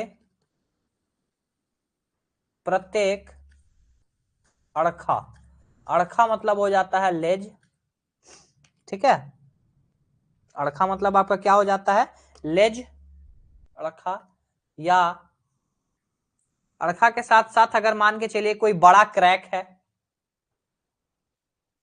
कोई बड़ा क्रैक को कम से कम एक पेयर कॉग या लैगिंग सहित क्रॉस बार से सपोर्ट करना है, क्रॉस बार से सपोर्ट किया जाएगा। मतलब कोई क्रैक है या फिर लेज है, तो वहां पे आप एक पेयर ऑफ या तो कॉग लगा दीजिए, और नहीं तो एक बार सपोर्ट लगाइए, जात्री लगाइए क्रॉस बार, और उसमें लेगिंग्स लगा हुआ रहना चाहिए ताकि वो, समझ में आया पॉइंट नंबर 10 सबको? पॉइंट नंबर 10 समझ में आया कि किसी को कोई दिक्कत है ये बताइए।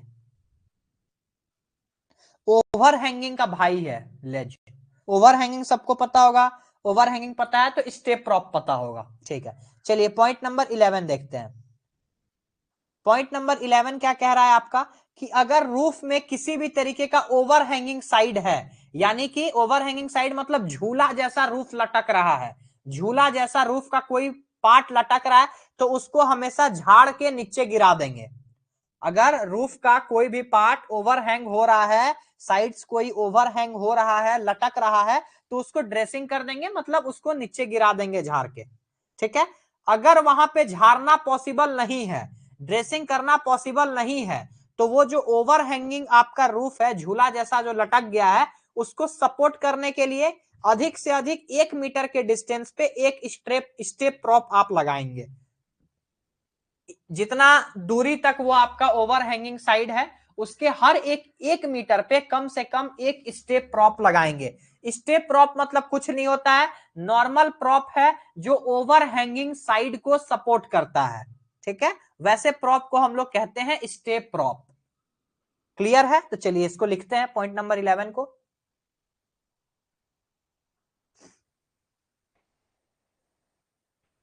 रूफ के ओवर हैंगिंग साइड्स को, यानी कि जो झूल रहा है, जो लटक रहा है, लटका हुआ रूफ या साइड्स, तो रूफ के ओवर हैंगिंग साइड्स को ड्रेसिंग करके, ड्रेसिंग मतलब होता है झाड़ के, यहां ड्रेसिंग का मतलब झाड़ना, झाड़ना। ठीक है, ड्रेसिंग करके गिरा दिया जाएगा, ड्रेसिंग करके गिरा दिया जाएगा। और अगर ऐसा जी पॉसिबल नहीं है, आपका गिराना पॉसिबल नहीं है, आप नहीं गिरा पा रहे हैं, वहां किसी कारण से नहीं गिरा सकते हैं, तो ऐसे केस में आप क्या करेंगे? अगर ये पॉसिबल नहीं है, मतलब ड्रेसिंग करना वहां पे पॉसिबल नहीं है, तो ओवरहैंगिंग साइड को, यानी जो झूल रहा है, ओवरहैंगिंग साइड्स को सपोर्ट करने के लिए, सपोर्ट करने के लिए सेम, हाँ सेम कह सकते हैं लेकिन सेम है नहीं, लगभग वही चीज है, लगभग वही चीज है, वही चीज हम बताना चाह रहे थे। ओवरहैंगिंग साइड्स को सपोर्ट करने के लिए आप क्या लगाएंगे?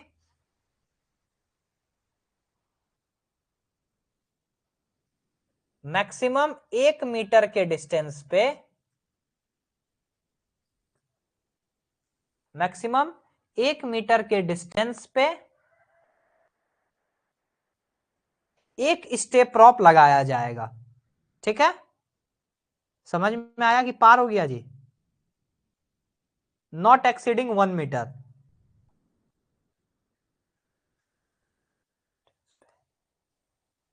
स्टे प्रॉप लगाया जाएगा।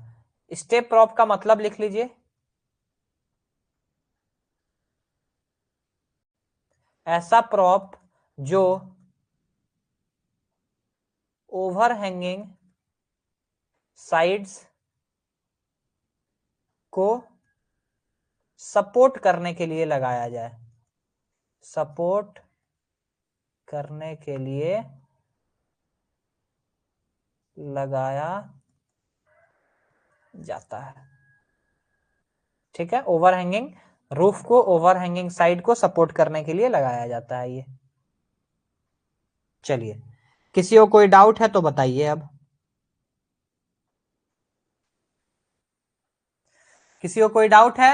मैक्सिमम 1 मीटर के डिस्टेंस पे, मतलब जितना दूर आपका ओवर हैंगिंग साइड्स का डिस्टेंस है,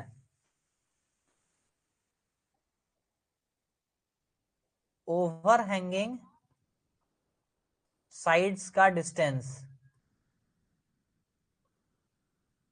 ठीक है, चलिए पॉइंट नंबर 11 लिखिए फटाफट, फिर आएंगे हम लोग पॉइंट नंबर 12 में।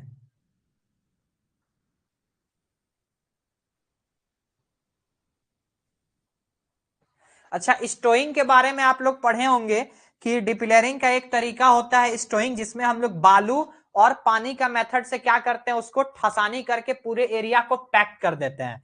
तो क्या stowing as a support act कर सकता है क्या? स्टोइंग जो होता है, जो आप किसी गैलरी में बालू और पानी एकदम रूफ तक टाइटली पैक कर दे रहे हैं, तो क्या स्टोइंग को हम लोग एक सपोर्ट बोल सकते हैं? स्टोइंग भी एज अ सपोर्ट एक्ट कर सकता है क्या? यस और नो, यस और नो बताइए जल्दी।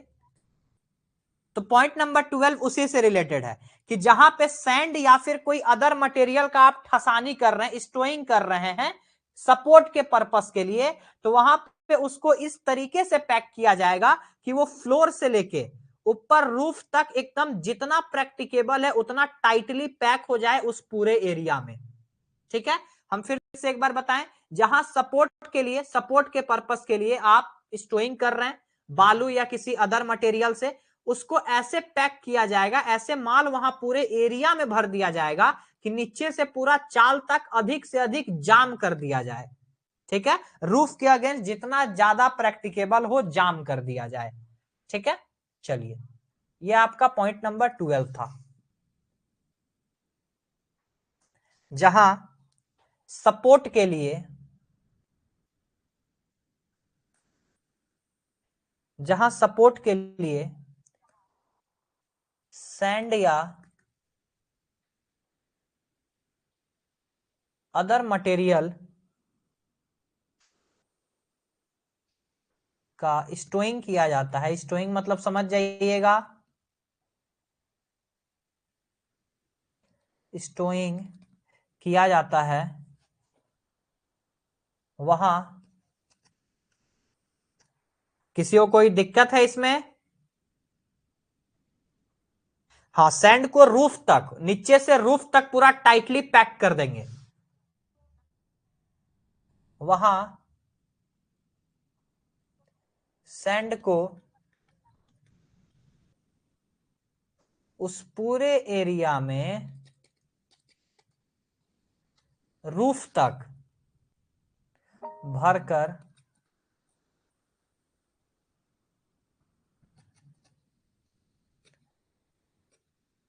रूफ के अगेंस्ट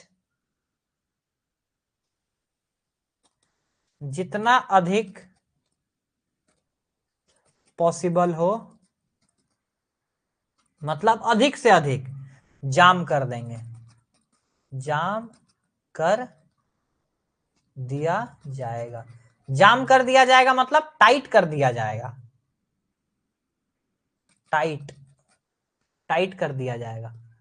ठीक है, चलिए लिखिए 12 फटाफट।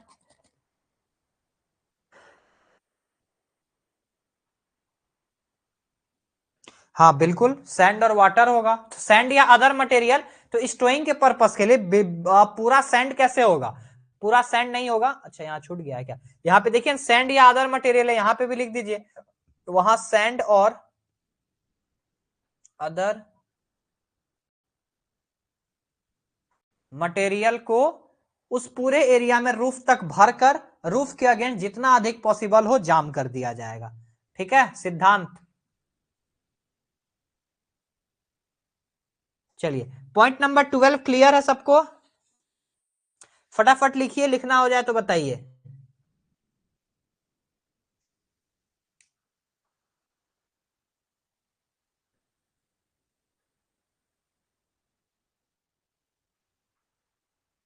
चलिए हो गया। अब पॉइंट नंबर 13 देखिए, थोड़ा सा बड़ा है लेकिन नॉर्मल है, समझ जाइएगा, कोई दिक्कत नहीं होगा। देखिए पॉइंट नंबर 13 क्या कह रहा है? पॉइंट नंबर, सीमेंट, सीमेंट कौन बोला जी? हम कहा सीमेंट बोले? सैंड और अदर मटेरियल, उसमें वाटर हो सकता है। देखिए पॉइंट नंबर 13 क्या कह रहा है कि आपका रूफ को और साइड के सपोर्ट को, रूफ, साइड और उसके सपोर्ट को जब जब जरूरी हो समय दर समय उसका टेस्टिंग किया जाएगा। चाल को, कांथी को और सपोर्ट को जरूरत के हिसाब से समय समय पर टेस्ट किया जाएगा। और जहां पे कोई ऐसा एरिया है जहां सपोर्ट का अब कोई जरूरत नहीं है, उस एरिया में सपोर्ट का कोई जरूरत नहीं है, उसको छोड़कर सारे कंडीशन में किसी भी काम के लिए अगर कोई सपोर्ट ढीला हो गया है या टूट गया है या वहां से खिसक गया है या फिर किसी कारण से उसको उस टाइम हटाया गया था, तो वहां पे जल्दी से जल्दी उस सपोर्ट को जाके टाइट किया जाएगा। अगर क्या कहते हैं, टूट गया है तो उसको बदला जाएगा, ढीला हो गया है तो टाइट किया जाएगा, टूट गया है तो बदला जाएगा, मतलब सपोर्ट को ठीक कर देना है। और नॉर्मल कुछ समय अगर काम बंद रहा तो वहां पे लोगों को पार होने के लिए या फिर घुसने देने से पहले आप उसका ध्यान रखेंगे कि वहां पे सपोर्ट नहीं है। नॉर्मल है, इसमें डाटा से रिलेटेड और सपोर्ट से रिलेटेड कुछ नहीं है। सिंपल आपका एक चीज है कि रूफ, साइड और सपोर्ट को जब जब जरूरत पड़े तब तब आप चेक करेंगे। जहां पे सपोर्ट का अब जरूरत नहीं है, वहां पे अब रिक्वायरमेंट नहीं है सपोर्ट का, उस कंडीशन को छोड़ के सारे, अगर कोई सपोर्ट लूज हो गया है, कोई सपोर्ट टूट गया है, अपने जगह से हट गया है या उसको किसी कारण से हटाया गया है, वहां पे जाके फिर अगर ढीला हो गया है तो टाइट कर देंगे, अगर सपोर्ट टूट गया है तो उसको रिप्लेस कर देंगे, अगर वहां से खिसक गया है तो उसको अपने प्लेस पे ला देंगे, लिस्ट पॉसिबल डिले पे, मतलब बिना किसी देरी के। ठीक है, और वहां पे किसी पर्सन के वर्क चालू करने से पहले या फिर काम को कंटिन्यू करने से पहले पर्सन जाए उसके पहले। ठीक है, चलिए इसको लिखते हैं। इसको लिखने में ही झमेला है बस, बाकी इसमें कोई कॉन्सेप्ट नहीं है। समझ में आया जी कि पार हो गया? Point number 13।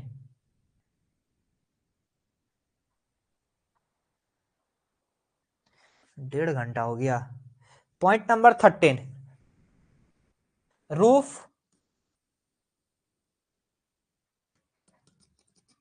साइड्स,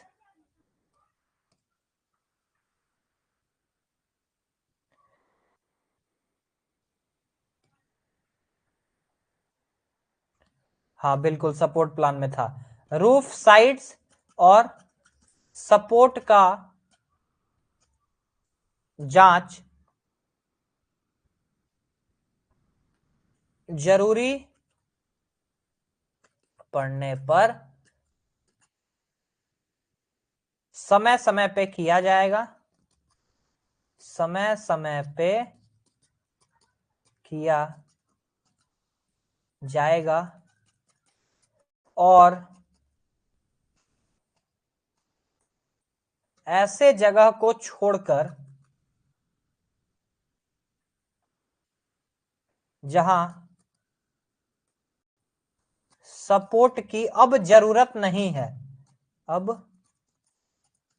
जरूरत नहीं है, जहां पे सपोर्ट का जरूरत नहीं है।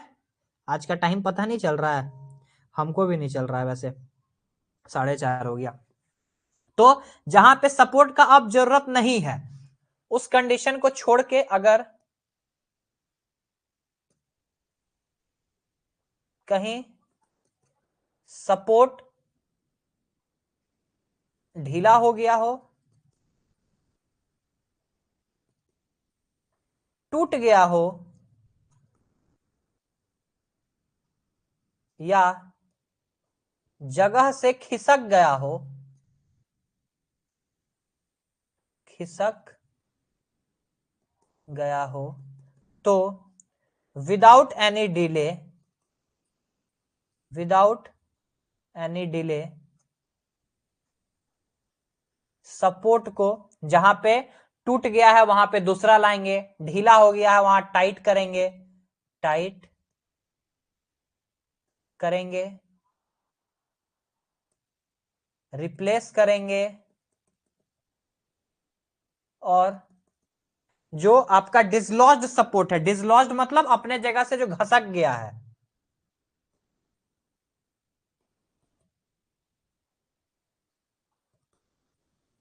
पे वापस सेट करेंगे, डिसलॉज्ड सपोर्ट। ठीक है, बेसिकली इस पॉइंट का यही मतलब था। ये समझ, यहां तक समझ में आया? ये बताइए।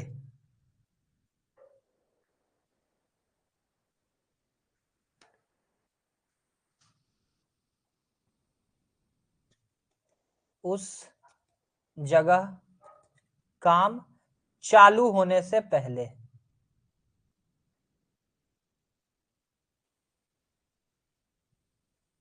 ठीक है, अच्छा टाइम्स टाइम्स होता है वहीं पे ब्लैक होल है। चलिए कोई बात नहीं, ये आपका 13 था, हो गया सबका। अब लास्ट आपका बचा है 8। आज पूरा छोला भटूरा आप लोग निकाल दीजिए मेरा। हो गया 13। अब चलिए 14 में आते हैं। Sub regulation number 14। Sub regulation number 14 क्या है जी?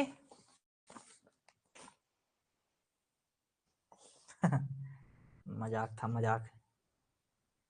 सब रेगुलेशन 14 है कि जहां पे अगर प्रॉप का या फिर प्रॉप का या फिर फ्लोर से, अच्छा लिखना है, ठीक है लिखिए, एक मिनट।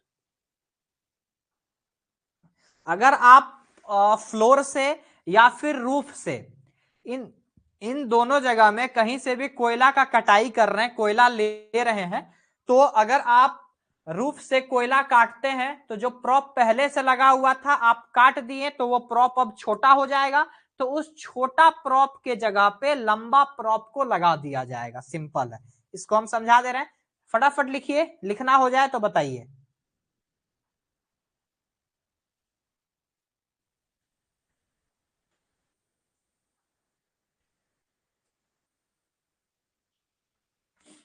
डन हो गया सबका। चलिए अब 14 देखिए, 14 क्या कह रहा है। मान के चलिए,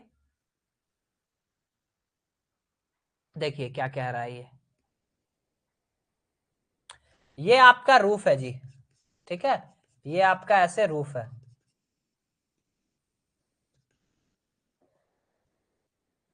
यहां पे आप क्या किए थे जी? मस्त एकदम लीड लगाए थे और प्रॉप लगा दिए थे, ऐसे करके प्रॉप लगा दिए थे, लीड लगा दिए थे। ठीक है, अब क्या हुआ कि आप रूफ से कोयला को थोड़ा सा काट लिए, थोड़ा सा प्रोडक्शन कम हो रहा था, तो आप रूफ से कोयला को काट लिए, मतलब रूफ से भी कोयल का एक्सट्रैक्शन कर लिए।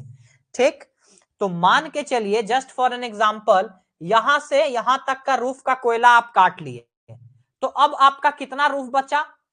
अब आपका रूफ कितना बचा, इसको मिटा दीजिए, ये वाला यहां तक आप मिटा दीजिए, आपका इतना रूफ बचा। आपका लीड यहीं पे लगाए थे, तो ये प्रॉप अब छोटा पड़ गया ना। आप जब इसको यहां से कोयला को हटा लिए, डायग्राम देखिएगा, रूफ के कोयला को हटा लिए, तो ये प्रॉप तो अब छोटा पड़ गया। तो वही बोला गया है 14 में कि अगर रूफ से या फिर फ्लोर से आप कोयला को निकालते हैं तो आपका प्रॉप छोटा पड़ जाएगा, तो उस छोटा प्रॉप को रिप्लेस करके आपको लंबा प्रॉप लगा लेना है। ठीक है, समझ में आया कि पार हो गया? ये बताइए, समझ में आया कि पार हो गया? किसको किसको नहीं आया जी, बताइए जल्दी जल्दी। जहां फ्लोर या रूफ से कोल को एक्सट्रैक्ट किया जाता है, वहां छोटा प्रॉप को, क्योंकि ऑब्वियस सी बात है, आपका रूफ का विड्थ छोटा होगा, रूफ का थिकनेस कम होगा, तो आपको ज्यादा लंबाई का प्रॉप लगाना होगा। छोटा प्रॉप को रिप्लेस करके बड़ा लेंथ का प्रॉप लगा देना है, बड़ा लेंथ का प्रॉप लगा देना है। बताइए, इतना डिटेल में पढ़ने के बाद कोई कोई स्टूडेंट मैसेज करते हैं कि सर क्लास बहुत पीछे चल रहा है, 6 महीना हो गया CMR खत्म नहीं हुआ। तो हम क्या जवाब दें बताइए। चलिए ये आपका 14 हो गया। किसी को अगर समझ में नहीं आया तो बताइए।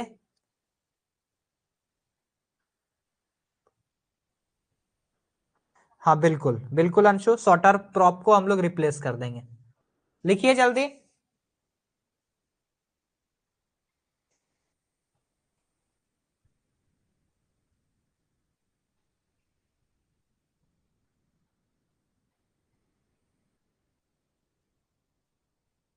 चलिए अब 15 नंबर क्या कह रहा है, सब रेगुलेशन नंबर 15, ध्यान से सुनिएगा। ऐसा हर एक जगह पे जहां पे चाल से कोयला को काटा जा रहा है, जहां पे रूफ से कोयला को लिया जा रहा है, ऐसे हर एक प्लेस पे जहां पे रूफ का कोल को काटा जा रहा है, तो रूफ का कोल आप काट रहे हैं मतलब रूफ नीचे गिरेगा।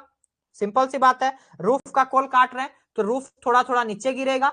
तो ऐसा हर एक जगह पे जहां पे आप रूफ से कोयला ले रहे हैं यानी काट रहे हैं, और जहां पे चाल या कांथी गिर गया है, रूफ या फिर साइड्स का कोई पार्ट गिरा है, वहां पे ना ही किसी गिरे हुए कोयला या फिर किसी माल को या उसके किसी भी पार्ट को साफ करने का काम किया जाएगा, और ना ही किसी पर्सन को उस जगह से पार होने दिया जाएगा जब तक आप वहां से रूफ का कटाई कर लिए तो मतलब वहां पे फ्रेश रूफ है, जब तक उसके आसपास का जो एक्सपोज्ड नया चाल है या नया रूफ या नया साइड है उसका जांच ना कर लिया जाए, तब तक उसको साफ करने का परमिशन किसी पर्सन को नहीं दिया जाएगा और वहां से गुजरने नहीं दिया जाएगा।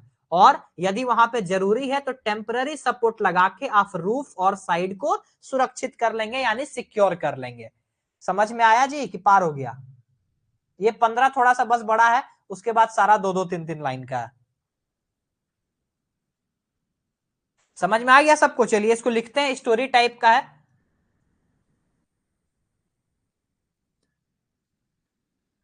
ऐसे हर जगह पे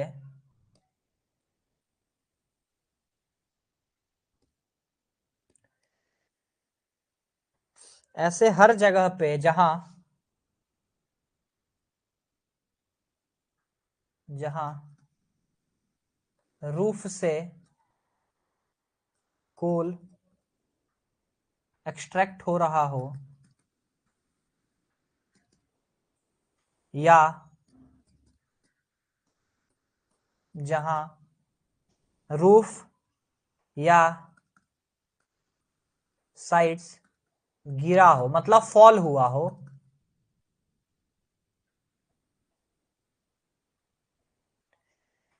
वैसे केस में क्या करेंगे, वहां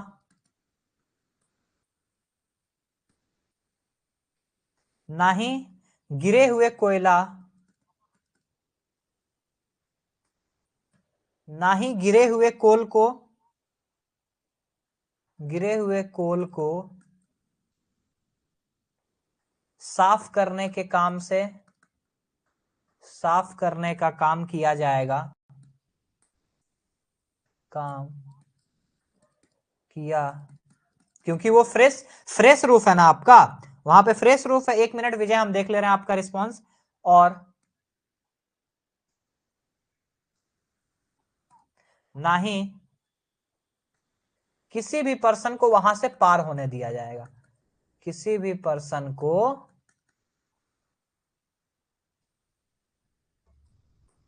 वहां से पार होने दिया।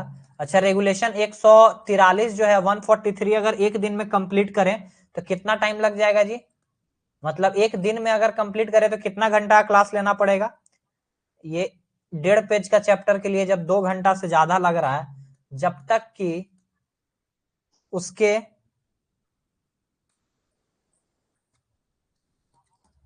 जब तक कि उसके आसपास एक्सपोज्ड रूफ को, एक्सपोज्ड मतलब खुला, विदाउट सपोर्ट, एक्सपोज्ड यानी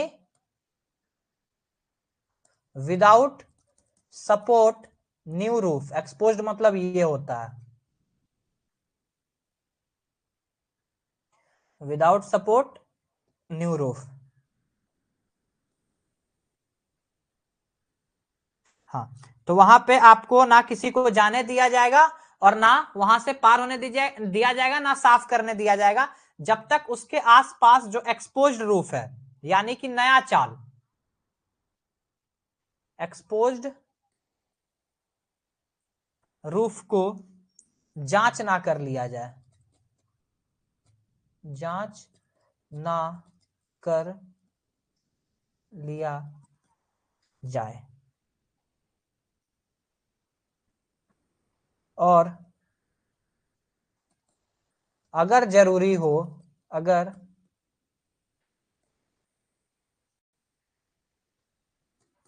नेसेसरी हो तो टेम्पररी सपोर्ट लगा के सिक्योर कर लिया जाएगा, टेम्पररी सपोर्ट लगाकर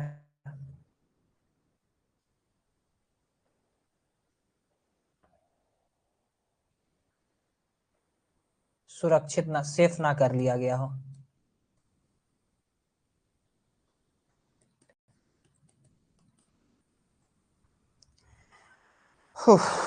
हाँ, क्या था विजय का? जहां कोयला लिया जाएगा वहां प्रॉपर सेफ्टी के बिना किसी को गुजरने नहीं दिया जाएगा। बिल्कुल, प्रॉपर सेफ्टी के गुजरने नहीं दिया जाएगा, और ना ही कोयला जो गिरा है उसको साफ करने दिया जाएगा। चलिए 15 लिख लीजिए। आज माइनिंग मिस्ट्री के इतिहास में सारे क्लास को जोड़ के यह आपका लॉन्गेस्ट क्लास है अभी तक का, तीनों कोर्स में। इस रिकॉर्ड को भी कोई ना कोई तोड़ेगा, या हो सके आने वाले दिन में हम ही तोड़ दें। चलिए 15 हो गया, लिखना जल्दी जल्दी लिखिए।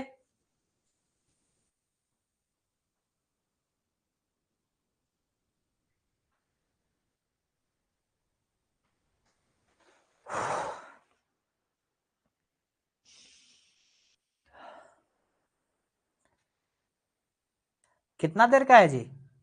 हमको नहीं पता, हमको आइडिया नहीं है। अच्छा, कितना देर का है? आज तोड़ दे क्या रिकॉर्ड? 2 घंटा का है? नहीं, 2 घंटा तो नहीं, अब छोटा छोटा पॉइंट है आपका। अब 6 पॉइंट बचा है छोटा छोटा। अच्छा, सपोर्ट कहीं था, सपोर्ट कहीं था। 1 घंटा 45 मिनट, वो तो टूट जाएगा, वो तो अभी 10 मिनट में टूट जाएगा। चलिए अभी जो हम सेंटेंस बोले उसको आप लोग कट कर लीजिए, 10 मिनट बाद सेम सेंटेंस को हम पेस्ट करेंगे। हो गया सबका? लिख लिए?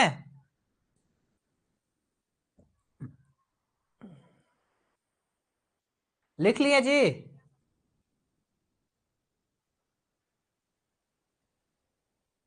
चलिए ठीक है, अब आते हैं हम लोग 16 में। सब रेगुलेशन आज हम सोचे थे कि इसको कंप्लीट करेंगे, लेकिन इतना टाइम लग जाएगा, हमको लगा था 1 से 1.5 घंटे के अंदर हो जाएगा। चलिए आधा घंटा ज्यादा लगेगा बस। पॉइंट नंबर 16 क्या है? Sub regulation number 9, sub regulation number 13, 14 और 15 में कोई भी बात के होते हुए किसी भी सरदार और ओवरमैन के सुपरविजन में मिनिमम नंबर ऑफ पर्सन ही चाल को या कांथी को सुरक्षित बनाने के लिए जो जरूरी हो वहां जाएंगे और वो काम करेंगे। समझ में आया? फिर से बता दें, 9, 13, 14 और सब रेगुलेशन 15 में कोई भी बात के होते हुए मिनिमम नंबर ऑफ पर्सन को ही इंगेज किया जाएगा कि वो जाएं और रूफ और साइड को सिक्योर बनाए, सुरक्षित बनाए, under the supervision of a sardar और अ ओवरमैन। ठीक है, चलिए सब रेगुलेशन 9, 13, 14, 15, 9, 13, 14, 15 क्या है अभी हम दिखा दे रहे हैं। में किसी भी बात के होते हुए, किसी भी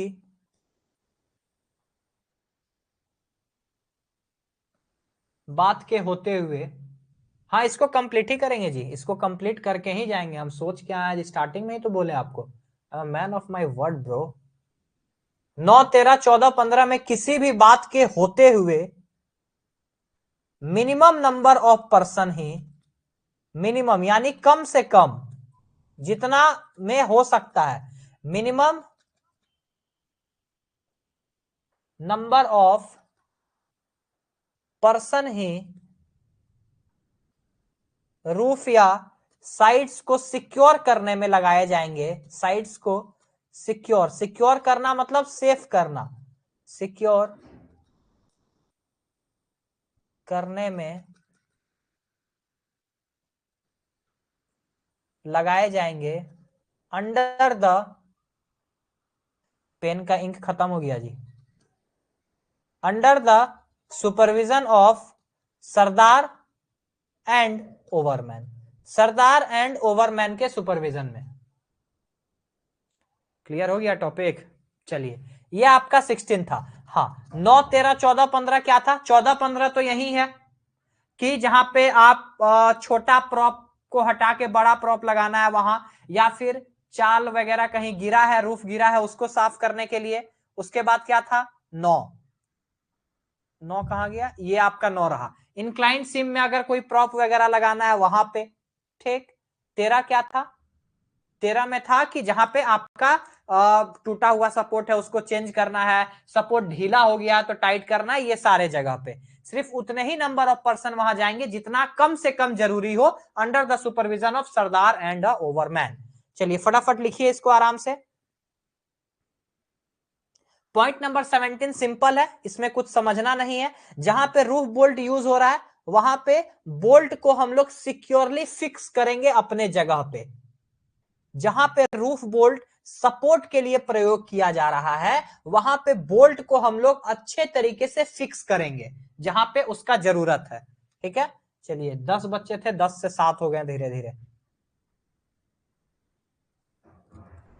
जहां roof bolt as a support use हो रहा है वहां बोल्ट को सिक्योरली फिक्स किया जाएगा, सिक्योरली फिक्स किया जाएगा अपने जगह पे, अपने जगह पर। ठीक है, ये आपका पॉइंट नंबर 17 था जी। चलिए पॉइंट नंबर 17 भी लिखिए, डन हो गया। अब लास्ट आपका 4 पॉइंट बचा है। 18 थोड़ा सा बड़ा है, 3-4 लाइन का, बाकी 19, 20 एक छोटा है। पॉइंट नंबर 18 लॉन्गवॉल फेस से रिलेटेड है। वेब, अच्छा वेब कट क्या होता है? लॉन्गवॉल माइनिंग जो जो पढ़े हैं मंडल सर क्लास में, माइनिंग सरदार ओवरमैन वाले कोर्स में, क्योंकि ये सब पढ़ना आपका जरूरी है। सिर्फ सीएमआर एक्ट रूल पढ़ के अब आपका एग्जामिनेशन निकलने वाला नहीं है, क्योंकि ये रेगुलेशन जो है सपोर्ट जो अच्छे तरीके से पढ़े हैं उनको स्टेप प्रॉप क्या होता है पता है, कॉग सपोर्ट क्या होता है पता है, बार सपोर्ट क्या होता है, फ्लैट बेस पीस क्या होता है, लीड क्या होता है, ये सारा चीज उनको पता है तो बेहतर तरीके से वो समझ पाएंगे। इसीलिए हम सबको हमेशा कन्विंस करते हैं कि आप लोग मेथड ऑफ वर्किंग खुद से या फिर हमारे हेल्प से जरूर पढ़िए। वेब कट क्या होता है बताइए कोई? एक वेब ऑफ कट क्या होता है? वेब ऑफ कोल बताइए, ये आप ही को बताना, ये हम नहीं बताएंगे। हम स्टेटमेंट बता रहे हैं, आप इसका बताइए क्या होता है। अगर मान के चलिए फेस से आप कोयला का एक वेब को कट कर लिए, एक वेब को कट करने के बाद जितना जल्दी हो सके पावर सपोर्ट, हाइड्रोलिक चौक या फिर लिंक बार आगे बढ़ाकर लगा देंगे लॉन्गवाल में। ये लॉन्गवाल का है, बोर्ड एंड पिलर का नहीं है। इससे यह सुनिश्चित होगा कि जो बिना सपोर्ट का चाल है वो कम से कम रहे। बिना सपोर्ट का चाल कम से कम रहे मतलब हर एक चाल में सपोर्ट जरूर रहे। ठीक है, चलिए इसको लिखते हैं। फेस से कोल का जैसे ही एक वेब ऑफ कोल आप कट किए वैसे ही लॉन्ग वॉल में आप क्या करेंगे, सारा सपोर्ट को आगे बढ़ा देंगे ताकि आपका जो अनसपोर्टेड रूफ है वो कम से कम रहे। न्यूली एक्सपोज्ड रूफ है जो बिना सपोर्ट का अभी अभी नया वर्जिन रूफ आया है कोल काटने के बाद, वो कम से कम रहे। हाँ बिल्कुल, एक पूरा कट जो मारा जाता है एक साइड कट करके दूसरे साइड तक, एक पूरे कट सीरर के द्वारा कट लिया हुआ है। हाँ मतलब पूरा एक सेट जो सीरर से काटते हैं उसको एक वेब ऑफ कोल बोलते हैं। फेस से कोल का एक वेब काटने के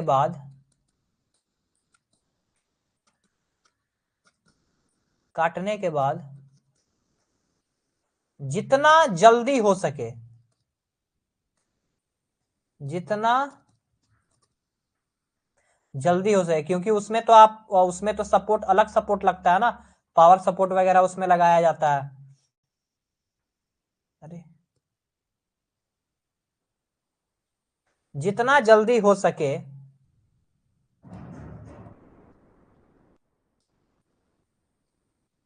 power support, hydraulic chalk, hydraulic chalk और लिंक बार आगे बढ़ा दिया जाएगा, आगे बढ़ा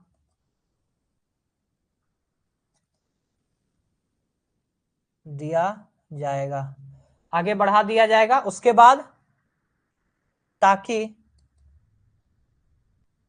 ये इंश्योर कर सकें, ये इंश्योर हो कि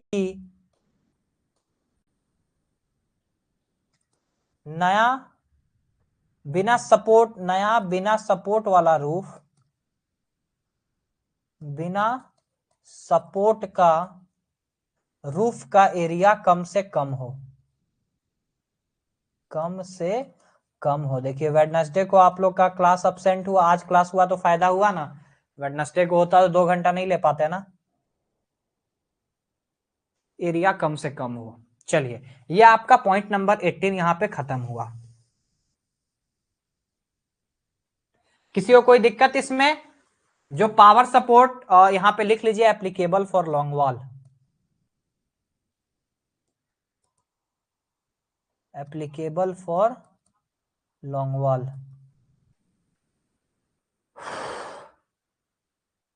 सपोर्ट का नाम है विजय, support, power support, hydraulic chock, ये सब सपोर्ट का नाम है। कि लॉन्ग वॉल एक बार मंडल सर का क्लास आप देख लीजिएगा विजय, अगर शायद है ना उसमें आप मंडल सर वाले में, तो लॉन्ग वॉल एक बार देख लीजिएगा। बाकी यहां पे हम समझा दे रहे हैं, यहां पे हम समझा दे रहे हैं कि लॉन्ग वॉल में एक वेब ऑफ कोल मतलब सीयरर जो एक बार घुमा के काटता है, उसके बाद जैसे ही वो काटा, आप जितना सपोर्ट लगाए हैं सबको आगे बढ़ाते जाइए, क्योंकि वो तो आगे काटते जाएगा, आगे काटते जाएगा तो आगे फ्रेश रूफ आपका निकलते जाएगा। तो उस फ्रेश रूफ को बिना सपोर्ट का रखना नहीं है, इसीलिए जैसे सीयरर आगे बढ़ के अपना ब्लेड से काटते जाता है, वैसे ही आप अपना पावर सपोर्ट हाइड्रोलिक चॉक को आगे बढ़ाते हुए चलिए, जितना जल्दी हो सके आगे बढ़ा दिया जाएगा, ताकि इससे ये इंश्योर हो कि सीयरर जब आगे आगे कोल को काटते जा रहा है तो बहुत ज्यादा एरिया में फ्रेश एक्सपोज्ड रूफ बिना सपोर्ट का ना रहे।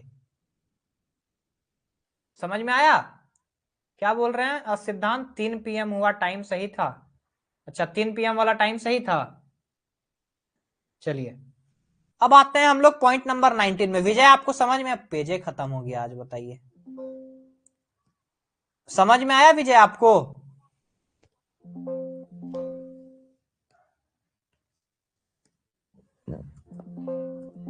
अरे पेज का नहीं ऐड हो रहा है जी। क्लियर, चलिए ठीक है। अब जो 10 मिनट पहले हम डायलॉग मारे थे फिर से मारे, कॉपी पेस्ट मारे उसको, रिकॉर्ड वाला हो गया ना अब अंशु? चलिए पॉइंट नंबर 19 देखिए, जहां पे आप power support, hydraulic chalk, hydraulic prop, friction prop लगाए हैं, उसको अच्छे तरीके से सेट किया जाएगा और समय दर समय उसको चेक किया जाएगा, टाइम टू टाइम उसको उसका चेक किया जाएगा। Power support, hydraulic chalk, prop, friction prop, ठीक है, सिक्योरली लगाया जाएगा और समय समय पर उसका जांच किया जाएगा। ठीक है चलिए इसको लिखते हैं अब।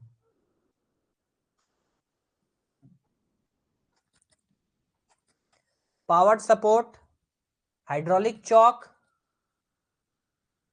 हाइड्रोलिक चॉक और प्रॉप, एक minute, hydraulic chalk, prop and friction prop, friction, अच्छा कोर्स खत्म हो जाएगा, फ्रिक्शन प्रॉप, ठीक है। अंशु को सब कोई बाय बाय बोल दीजिए, अंशु का आज फेयरवेल टाइम है, सब कोई बाय बाय बोल दीजिए अंशु को, ठीक है। फ्रिक्शन प्रॉप सिक्योरली सेट किया जाएगा, सिक्योरली सेट किया जाएगा और time to time time to time जांच किया जाएगा, जांच किया जाएगा। अच्छा, कल कमबैक होगा। चलिए पॉइंट नंबर 19 भी खत्म, कुछ नहीं था इसमें, लिख लीजिए।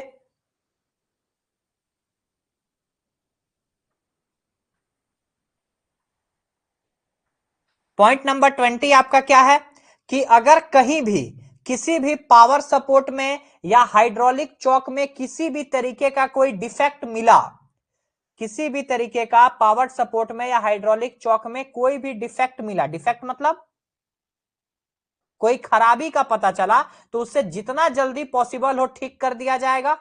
ठीक है, जितना जल्दी हो ठीक कर दिया जाएगा। और कोई भी डिफेक्टिव हाइड्रोलिक और फ्रिक्शन प्रॉप को तुरंत रिप्लेस कर दिया जाएगा।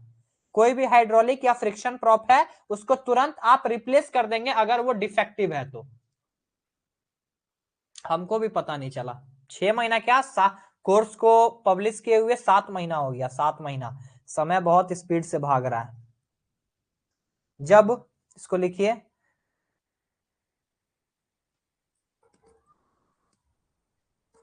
जब किसी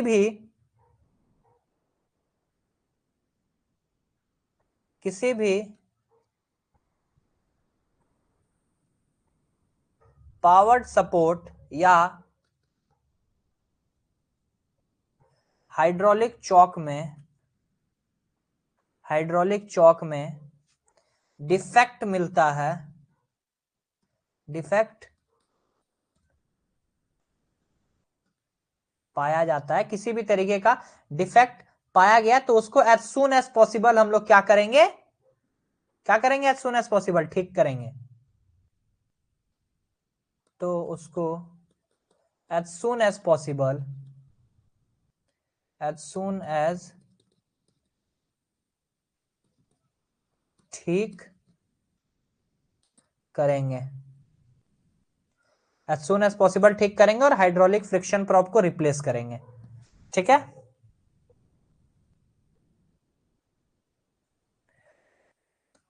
और कोई भी डिफेक्टिव हाइड्रोलिक या फ्रिक्शन प्रॉप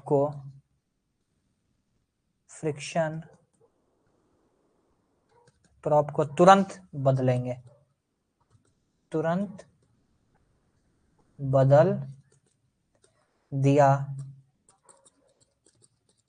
जाएगा। चलिए आगे हम लोग लास्ट पॉइंट पे, इसको लिख लीजिए।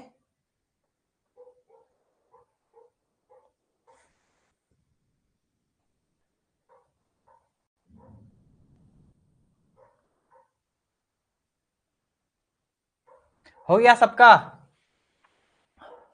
चलिए अब आगे हम लोग लास्ट पॉइंट पे 21, सब रेगुलेशन नंबर 21। कितना हो गया जी, 1 घंटा 52 मिनट हो गया ना। चलिए लास्ट पॉइंट इसका क्या है कि यदि कभी भी कहीं भी चाल यानी कि रूफ, साइड्स या फिर फ्लोर का इरेगुलरिटी के कारण, इरेगुलरिटी मतलब इधर उधर होने के कारण ब्रेन रिस्पॉन्ड नहीं चलिए कोई बात नहीं, बस लास्ट पॉइंट है, इसको देख लीजिए एक बार वापस से, आप लोग वीडियो को देख लीजिएगा अगर ब्रेन रिस्पॉन्ड नहीं कर रहा है तो। हम क्या कह रहे हैं, किसी भी फ्लोर, रूफ या साइड के इरेगुलरिटी के कारण अगर पावर सपोर्ट या हाइड्रोलिक चौक इनइफेक्टिव हो गया है, इनइफेक्टिव मतलब वो अपना काम नहीं कर पा रहा है, इनइफेक्टिव मतलब प्रभावहीन, उसका प्रभाव रूफ पे नहीं जा रहा है, वो एज अ सपोर्ट एक्ट नहीं कर पा रहा है, तो वहां पे पर्याप्त मात्रा में कन्वेंशनल सपोर्ट लगाया जाएगा। कन्वेंशनल सपोर्ट मतलब क्या होता है, कन्वेंशनल का मतलब होता है पुराना जो चलते आ रहा है, पारंपरिक, है ना, पारंपरिक जो पुराना चलते।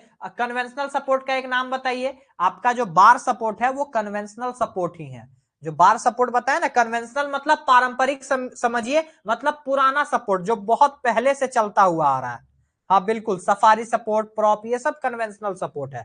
तो जहां पे आपका वही है ना, वो क्या कहते हैं, जहां पे वंदे भारत का इंजन टूट गया, फट गया, वहां पे पुराना वाला जो आपका ट्रेन का इंजन है उससे खींचा जा रहा है। तो वही बात है, जहां पे नया सपोर्ट इनइफेक्टिव हो गया, वहां पे पुराना सपोर्ट आपको लगाया जाएगा, जितना मात्रा में जरूरी हो उतना मात्रा में। ठीक है, चलिए इसको लिखते हैं अब। जहां रूफ साइड्स फ्लोर के इरेगुलरिटी के कारण, इरेगुलरिटी मतलब इधर उधर हो गया, जिसके कारण वो support as a support act नहीं कर पा रहा है, जहां रूफ फ्लोर साइड्स के इरेगुलरिटी के कारण या किसी और रीजन से या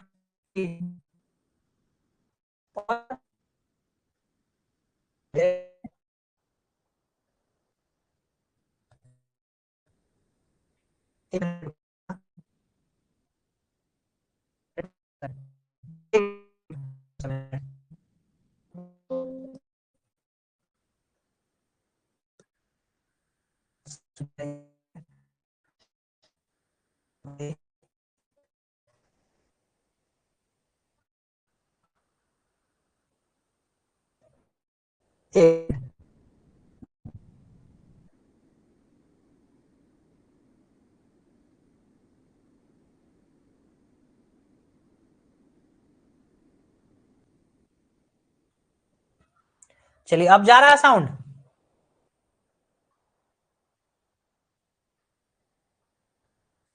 अब साउंड जा रहा है, देखिए तो।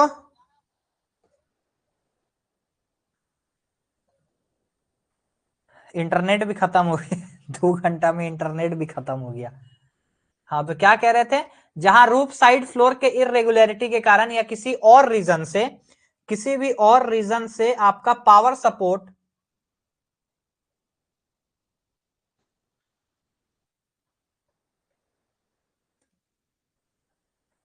किसी और रीजन से पावर सपोर्ट या हाइड्रोलिक चॉक इनइफेक्टिव हो गया, इनइफेक्टिव हो जाता है। क्या हुआ जी, हंस काहे रहे हैं आप लोग। पावर सपोर्ट या हाइड्रोलिक चॉक इनइफेक्टिव हो जाता है, वहां पर्याप्त मात्रा में कन्वेंशनल सपोर्ट लगाया जाएगा, कन्वेंशनल सपोर्ट लगाया जाएगा। कन्वेंशनल सपोर्ट का मतलब यहां पे लिख लीजिए, कन्वेंशनल सपोर्ट ऐसा सपोर्ट जो बहुत पहले से चलता आ रहा है,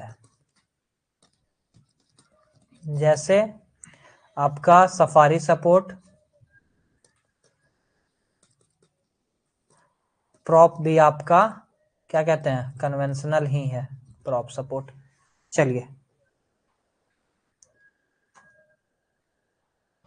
हम मोबाइल हम चार्ज लगा के ही क्लास ले रहे हैं, नहीं तो मेरा मोबाइल कब का खत्म हो जाता।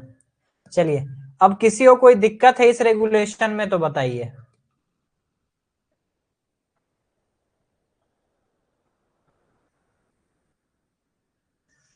ज्यादा पेज वैसे हुआ नहीं है, समझने में बस थोड़ा सा टाइम लगा। चलिए बताइए, किसी को कोई दिक्कत।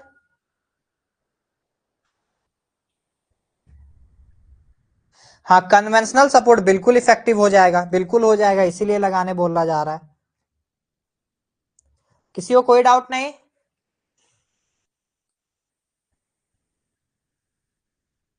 नो दिक्कत। चलिए ठीक है, फिर हम लोग क्लास एंड करते हैं। अच्छा लिखना है, लिखे नहीं है अभी, लीजिए लिखिए, लिखिए फटाफट। इस रिकॉर्ड को भी बहुत जल्दी तोड़ा जाएगा 2 घंटा का। लिखना डन। चलिए ठीक है फिर।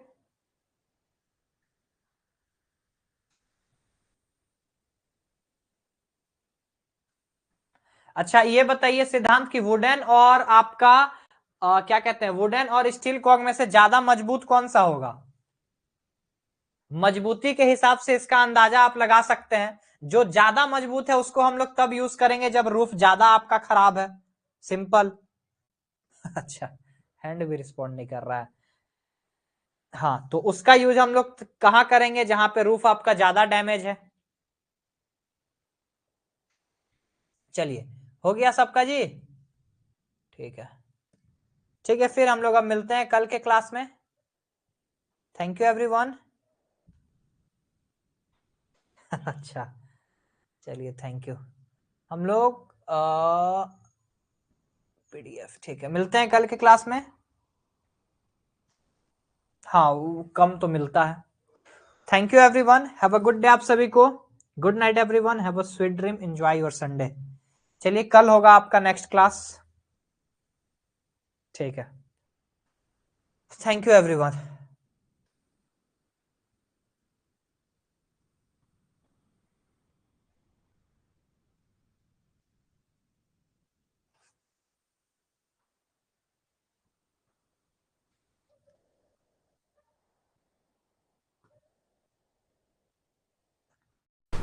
वीडियो में बने रहने के लिए आप सभी का बहुत बहुत धन्यवाद। ऐसे ही माइनिंग मिस्ट्री चैनल पे अपना सपोर्ट बनाए रखें और माइनिंग इंडस्ट्री के लेटेस्ट न्यूज़ और डेवलपमेंट से अप टू डेटेड रहने के लिए आप हमारे चैनल को सब्सक्राइब करें और बेल आइकन को ज़रूर प्रेस करें ताकि आपसे कभी भी कोई भी अपडेट मिस ना हो पाए।